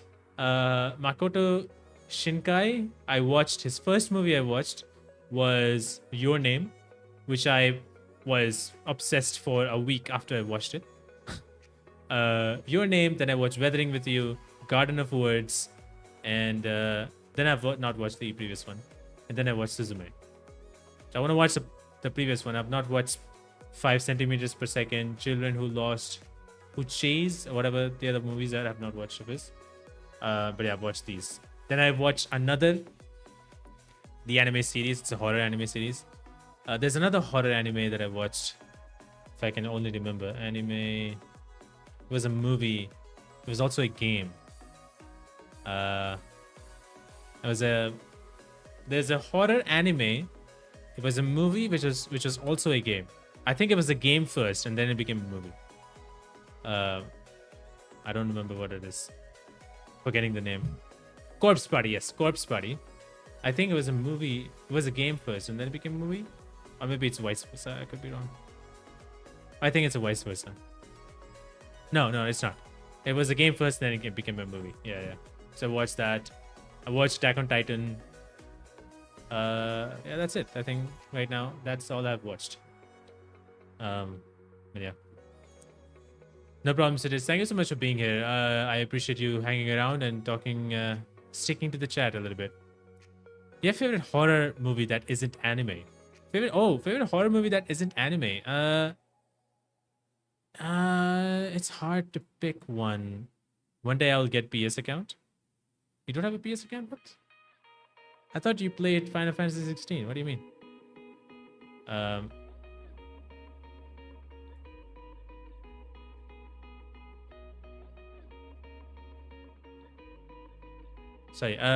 Sorry, you're going back to horror movies that is in anime. I don't know. I don't remember if because my choices have changed. There was a time when I liked Conjuring 2 a lot, but it has changed a little bit. At the top of my head, Sinister is one that I'm really not Sinister I really like though, but oh my god, how am I forgetting? Oh my god, iconic horror movies. I'm forgetting the names. I'm so bad. The Ring was great. I didn't watch the original one, the Japanese one. Oh, you're talking about Japanese, which is not an anime. Okay, that makes sense. The only Japanese horror movie I think I've watched is The Ring, I think. No, not The Ring. I watched some other Japanese horror movie. I'm forgetting Japanese horror movie or not. But I'm talking about like in general horror movies. Oh my god. That's why I was talking about Conjuring 2. Sinister. There's like Hollywood horror, I guess you can say. Fuck, man. Hereditary. Hereditary is the one that I would say is still one of the craziest horror movies I've ever watched. Hereditary. Fantastic. If you have not watched Hereditary, I would highly recommend. It's a insane movie, to say the least. It's one of the best. I don't have a best or favorite one, but it's one of the best for sure. But if I search iconic horror movies, let's go here. Let's go to the list. I recently watched this Evil Dead movie. Not this one. Not Sam Raimi. The new Evil Dead movie that came out. I've not watched Poltergeist. I've watched The Ring, but I watched the Hollywood version. I've not watched the Japanese version. I like it. I have not watched this. The Witch. Halloween, obviously. Cabin in the Woods. Blair Witch Project.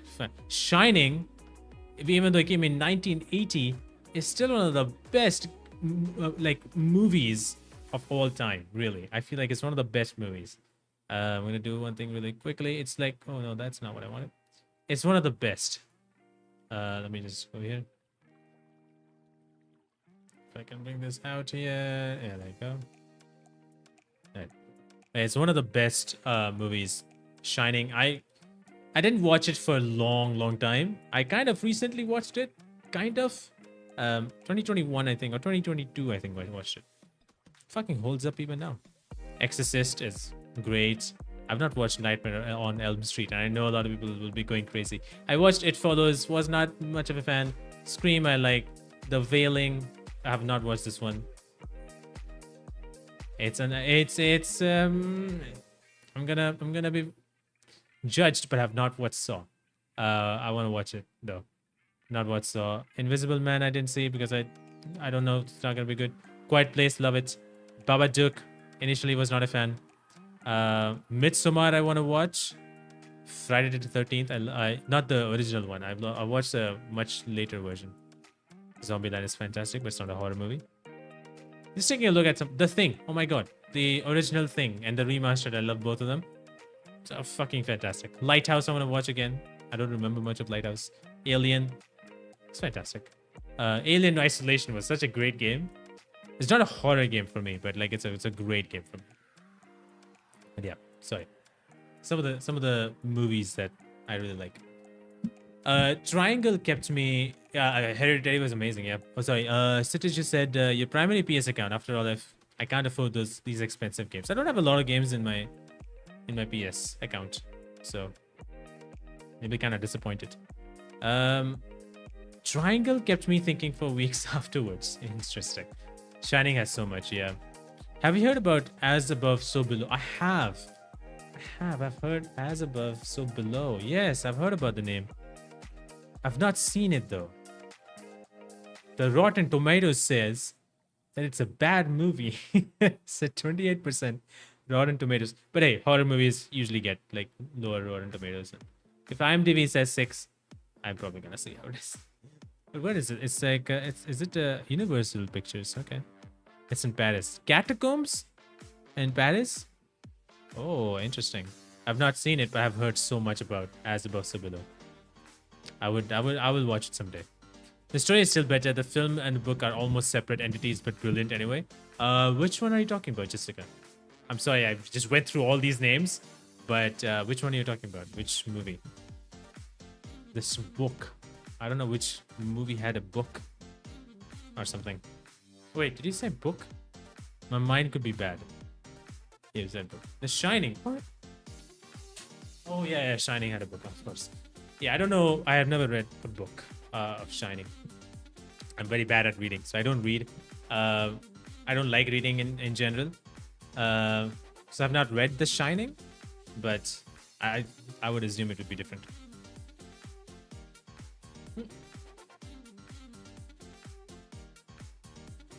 But didn't the director had the idea of The Shining when he stayed in that hotel?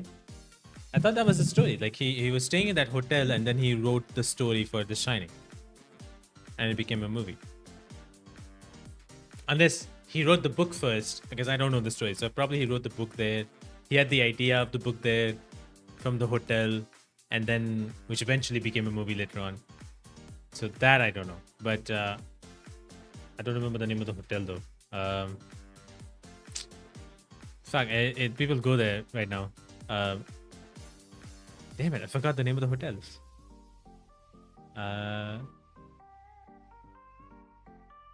Oh shit, there was a hotel. What's the name of the hotel? I'm forgetting the hotel. Hotel. Stanley Hotel, there you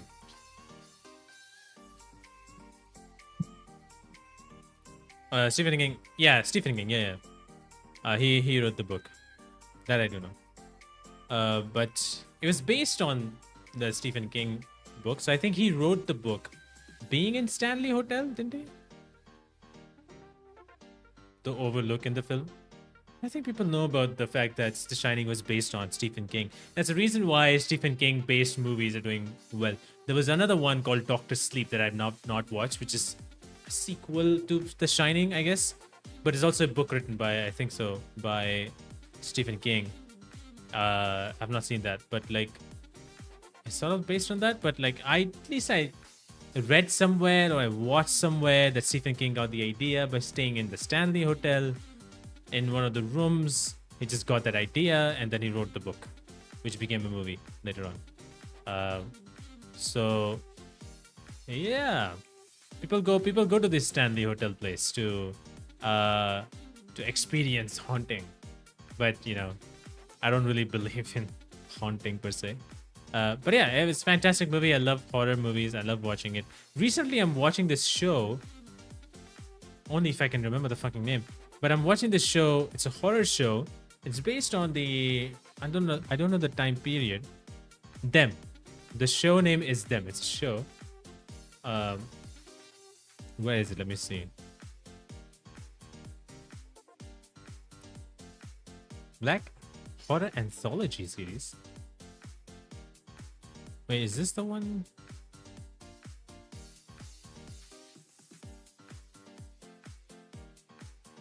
No, okay, it is. So I'm going to Wikipedia. It's not the best source of information, but there's a show called Them. I don't know where it is, where you can watch it in. But the plot is they're set in 1953. A black family moves to North Carolina where there's an all-white neighborhood. There's some shit happening. There's some hauntings and stuff like that. So I've watched like the first episode. It's like 50 minutes long, the first episode. Every episode is 50 minutes long. So I've not watched everything, but it looks very cool. So I'm watching this show, Them. I don't know where it's available, but it looks very cool. It had made my blood boil at times because of the setting and how white people are against black people, those kind of things. So that boils my blood a little bit, unfortunately. It's just things that happens in the game, in the movie, sorry, in the series. I mean, the things that happen are just like, oh my god, can we just stop it, man? But no, I'm really enjoying that. I've not gone much into it. I've seen only first episode. It took me a while to finish it because I'm working on other things. So whenever I get some time, I watch a little bit of it. So I don't watch it in one sitting. So I've been enjoying that. It's been fun. Somebody mentioned in the stream last month to watch Fringe. And I've been watching Fringe. Have I finished season 1? Don't remember. I'm 4 episodes away on finishing season 1. So I've been really enjoying Fringe. Really having a good time watching that one. So yeah, just watching some series here and there. This is some fun, good times. Hey, Heel, welcome on in. Or welcome back. Just finished Fallout, which was outstanding. Oh, Fallout series. Very, very cool. Yeah, Fallout was very fun. I am one guy who has not played much of Fallout to really understand some of the Easter eggs and stuff that a lot of people who are fans of Fallout know. But as a person who has not played Fallout much, very few moments, I still enjoyed it. It's like you don't need to play Fallout to understand Fallout. So I really enjoyed it. It was a very fantastic show. I'm forgetting the name of that character, man. Oh my god. Starts with an M. I'm forgetting his name. I don't like that character. It's like as a person. As a character in the story, like we're supposed to hate that character, and that way I don't like that character. Maximus. I don't like the character as how it's supposed to be. So, like, you know, he's like, he's doing it for himself, and how people are supposed to feel about him, I'm feeling that. So I'm feeling like very negative about it. No matter what happens, even at the end episode, I'm like, I don't like that guy. And the actor did a phenomenal job, but I don't like the character. Probably not gonna like the character. I didn't feel the redemption arc for him. But anyway, fantastic show. Love everything that's happening. Excited for season 2. Really happy that they have season 2 got like renewed. So yeah, I don't need to play the game to enjoy it. So I enjoyed it. It was really good. I had a fun time. Really happy that there's 2 shows who have done justice in some ways to video games. That is Last of Us and Fallout. So very, very excited. I hope that the next series, or hopefully it's a series because video games needs to be series if they're doing it, is good. As good as Fallout and Last of Us. God of War is having a series. I don't know how it's gonna be, but Amazon is the publisher, so I think Amazon is the publisher, so I don't know. Last of Us season 2 is coming out, which is based on Last of Us Part 2, which I'm super excited for. I don't know how that's gonna go, so but yeah, optimistic for these video game adaptations now, more so than ever before. Hey, Professor Somic, thank you so much for returning, I'm assuming, to become a member again. Thank you so much, man. I appreciate that. Becoming a casual member. Thank you. Again, if you guys don't know, you can become a member of the channel. It helps me It helps this support this channel a little bit more. Um, Being a casual fan, you can get episodes of the podcast earlier than everybody else. You also get early announcements of the next guests, and you also get to be part of Discord if you want to join. You can get a special role there. And there's also hardcore members where you can watch extended interview episodes as well, the extended version. You can watch, you can have questions, whatever questions you have for the guests. You will get the highest priority, and also you get personalized shoutouts. Just wanted to slide it in there. To become a member and just helps my channel a little bit. Again, you don't have to become a member at all, but if you want to support a little bit, that's the best way to do it. But Shomik, thank you so much for being here. I hope you're doing well. I'm doing good, just talking about a lot of different games. Hellblade 2, Ghost of Tsushima, XDefiant, Indika that I've been playing recently. I'm having a good time actually playing these games. I don't want to play more of Ghost of Tsushima. I'm figuring out when.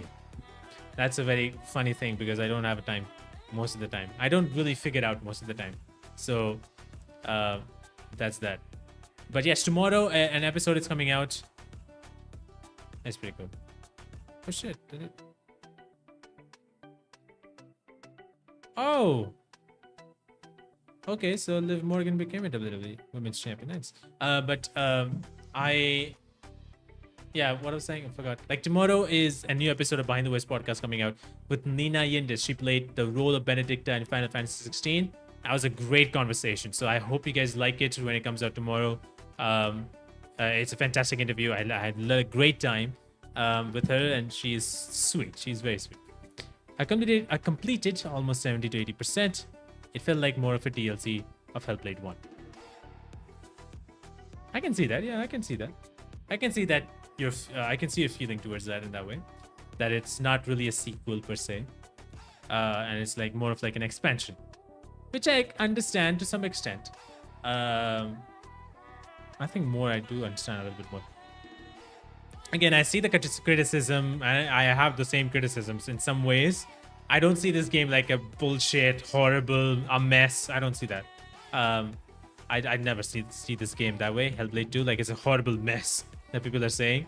It's an utter disappointment. I don't see that. I see this game as like it's not as good as the first game. They tried the sequel to make it more cinematic story, character heavy, centric, all that stuff. They didn't do so much of a good thing in terms of combats. They could have evolved a little bit. The puzzles could have been better, a lot better actually. The combat could have been evolved a little bit more because it got annoying at certain points. And yeah, I think overall as an experience it was great, but it was not a horrible game. There's nothing new as such. Yeah, I mean, there's not much in terms of story. I do like the ending though. If you go to you've only done the 80%, but I do like the ending. The ending was pretty good. The messaging it gave in the ending and the scenery that it was, again, cinematic wise, fantastic. Cinematically, this game is wonderful. It's better than the first game in those aspects. The cinematic, the acting, the sound design is better in the second game. But that's it. Like, there's not much there, so I can see that. I finish it tomorrow. Nice. It's like not a long game. It's like a 5 hours game. But I do understand taking time because I took time. It felt long, kind of, for me. I take less time to play games. I played 2 hours of games and I get tired. I don't know why. But I think it was this game because this game is slow and it's walking and stuff like that. So there's not a lot happening. There's a lot of story. So there's not much going on in the game. I think that's why I got bored a little bit, or got tired a little bit. Did get bored, but I got more tired. If I was playing games like Ghost of Tsushima or some other game where there was more going on, I probably would not be getting that much tired. But to be honest, nowadays I get just a little bit more tired. I guess doing a lot of work does that. I played almost 4 hours. Oh, nice, very cool. I have not done that in a while. I have not played games for 4 hours in a while, in a long while. I think the longest I've played, at least this year, let's just consider this year, the longest I've played has been 3 hours, I think, or 2 hours, somewhere between 2 to 3 hours. That's the longest I've played. or 2 hours. I think the longest is, I don't know. I don't play games that much nowadays. Not because I don't like it, just because I'm just working on other things that I don't give time to play games. Which is very weird because at one point in time in my life I would be like, that will never happen. That was a good joke. Ghost of Tsushima is very expensive, otherwise I would have tried. I totally get that. It is an expensive game. It's a Sony game that comes out on PC. It comes expensive. But no, I do hope you get to play it. It's a $60 game. But one day, whenever you get the chance, I hope you get to play it. You can play later on. Like, there'll be discounts much later. The game just came out, so there'll be discounts much later. But of course, you do need like a PSN account to play multiplayer. The only annoying thing that not everybody can play this game, which is also unfortunate, because if you're part of some certain countries which do not allow the creation of PSN account, you cannot play this game. You just cannot even buy this game, which is very annoying because the game does not need you to connect to, the PlayStation Network if you are not playing the multiplayer. You need the PlayStation Network if you're playing multiplayer. That's it. Because even when I launched the game, it tells me to log in, and I couldn't log in because of some reason. So I was in the main menu immediately, but without logging in, I could go into the main menu, I think. But it just requires that. It's a requirement. And so people from other parts of the country, people from other countries who do not have access to PlayStation account, they cannot make a PlayStation account because it's banned or it's not applicable. You can't even buy the game, so which is kind of annoying. I once had a 40-year no-sleep marathon session. Oh my god, I have never done that in my entire life. 40-hour no-sleep marathon session? What the fuck? The max I've probably done is, I don't know, 12 hours, I guess? I think. I could be wrong. When I was playing DayZ, when it kind of initially came out. I think that's the last time I played like that long. I don't think it's 12 hours. I think 8 hours or something. Dude, 40 hours, that's long. Holy shit, I can never do that. Even like before when I was in school or stuff, or in high school and everything, I would never go that far. I've played games during my exams for sure. I remember in one of the exams, I don't know which ones. Oh, right, in the 10th exam. In the 10th board exam or the 10th grade exams, the final exams, I remember there was an exam on history, and the next day or something like that, I think, or 2 days after, and the first day I played DayZ the entire morning with some friends, which are friends that I made at the time. I was playing DayZ the entire day. I didn't read at all, and I don't know how I scored, but I scored a little bit to pass my 10th grade. But yeah, I remember doing that. I remember playing Modern Warfare 3 at that time as well.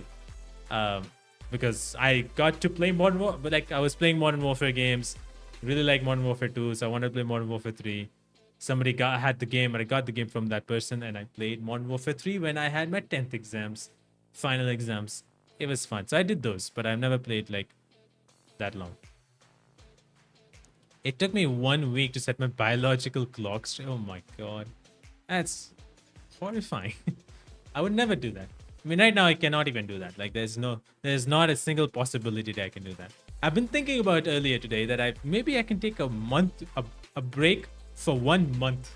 But then I'm like, that seems impossible. A break for a month where I don't produce videos and stuff like that? That seems impossible. But that's the only time I can play more games. But that seems like absolutely impossible.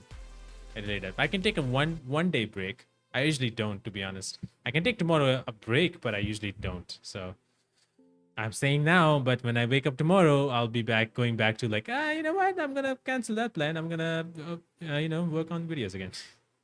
That's how I usually go in.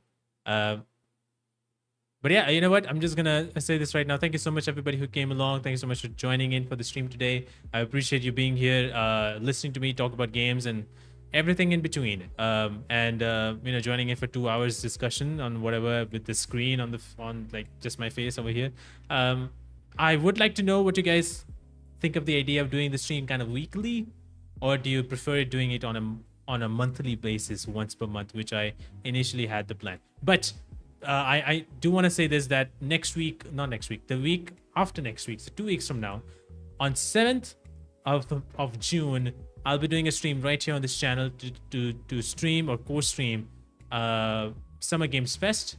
And that weekend is going to be all of that. So there's going to be Summer Games Fest that I'll be streaming, and Xbox Game Showcase that's going to be streaming, that I'll be streaming, Ubisoft Forward. So all these showcases that's happening around the E3 period, which is 2 weeks from now, so 7th, 8th, 9th, and 10th. Those 4 dates, whatever big showcases that there is, Summer Games Fest for sure I'm streaming, Xbox Showcase for sure I'm streaming, and Ubisoft Forward I'm sure streaming. Co-streaming per se, so I'm watching as the show going on. So I'll be doing that on YouTube right here on the 7th, and I think there's 9th and 10th at least. I don't know if I'm going to be doing anything on 8th, but I think on 8th I might be doing something. But yeah, 7th for sure I'll be coming here to do that stream. That's going to be the next time I'm going to do a stream. But Jessica, you said monthly is good. I like the idea of monthly. That's pretty cool. Also I've been going back and forth with this new content idea so many times. It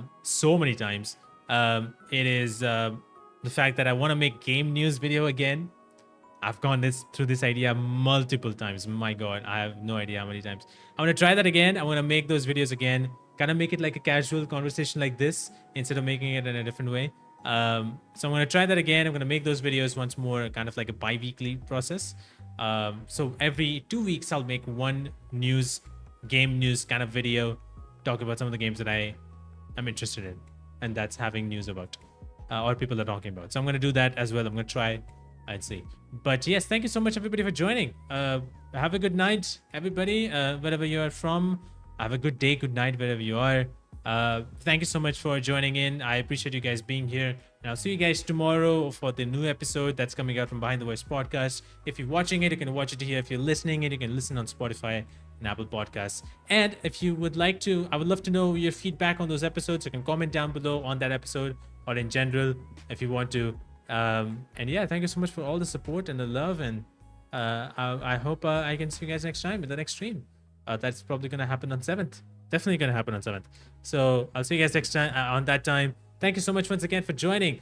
I hope you have a great day, and keep on playing some fun games, and don't go so much deep on the negativity stuff. You know, like the negative stuff that people are talking about. Just don't go that far. But you know, enjoy yourself and have a great weekend. And I'll see you guys next time. Bye bye.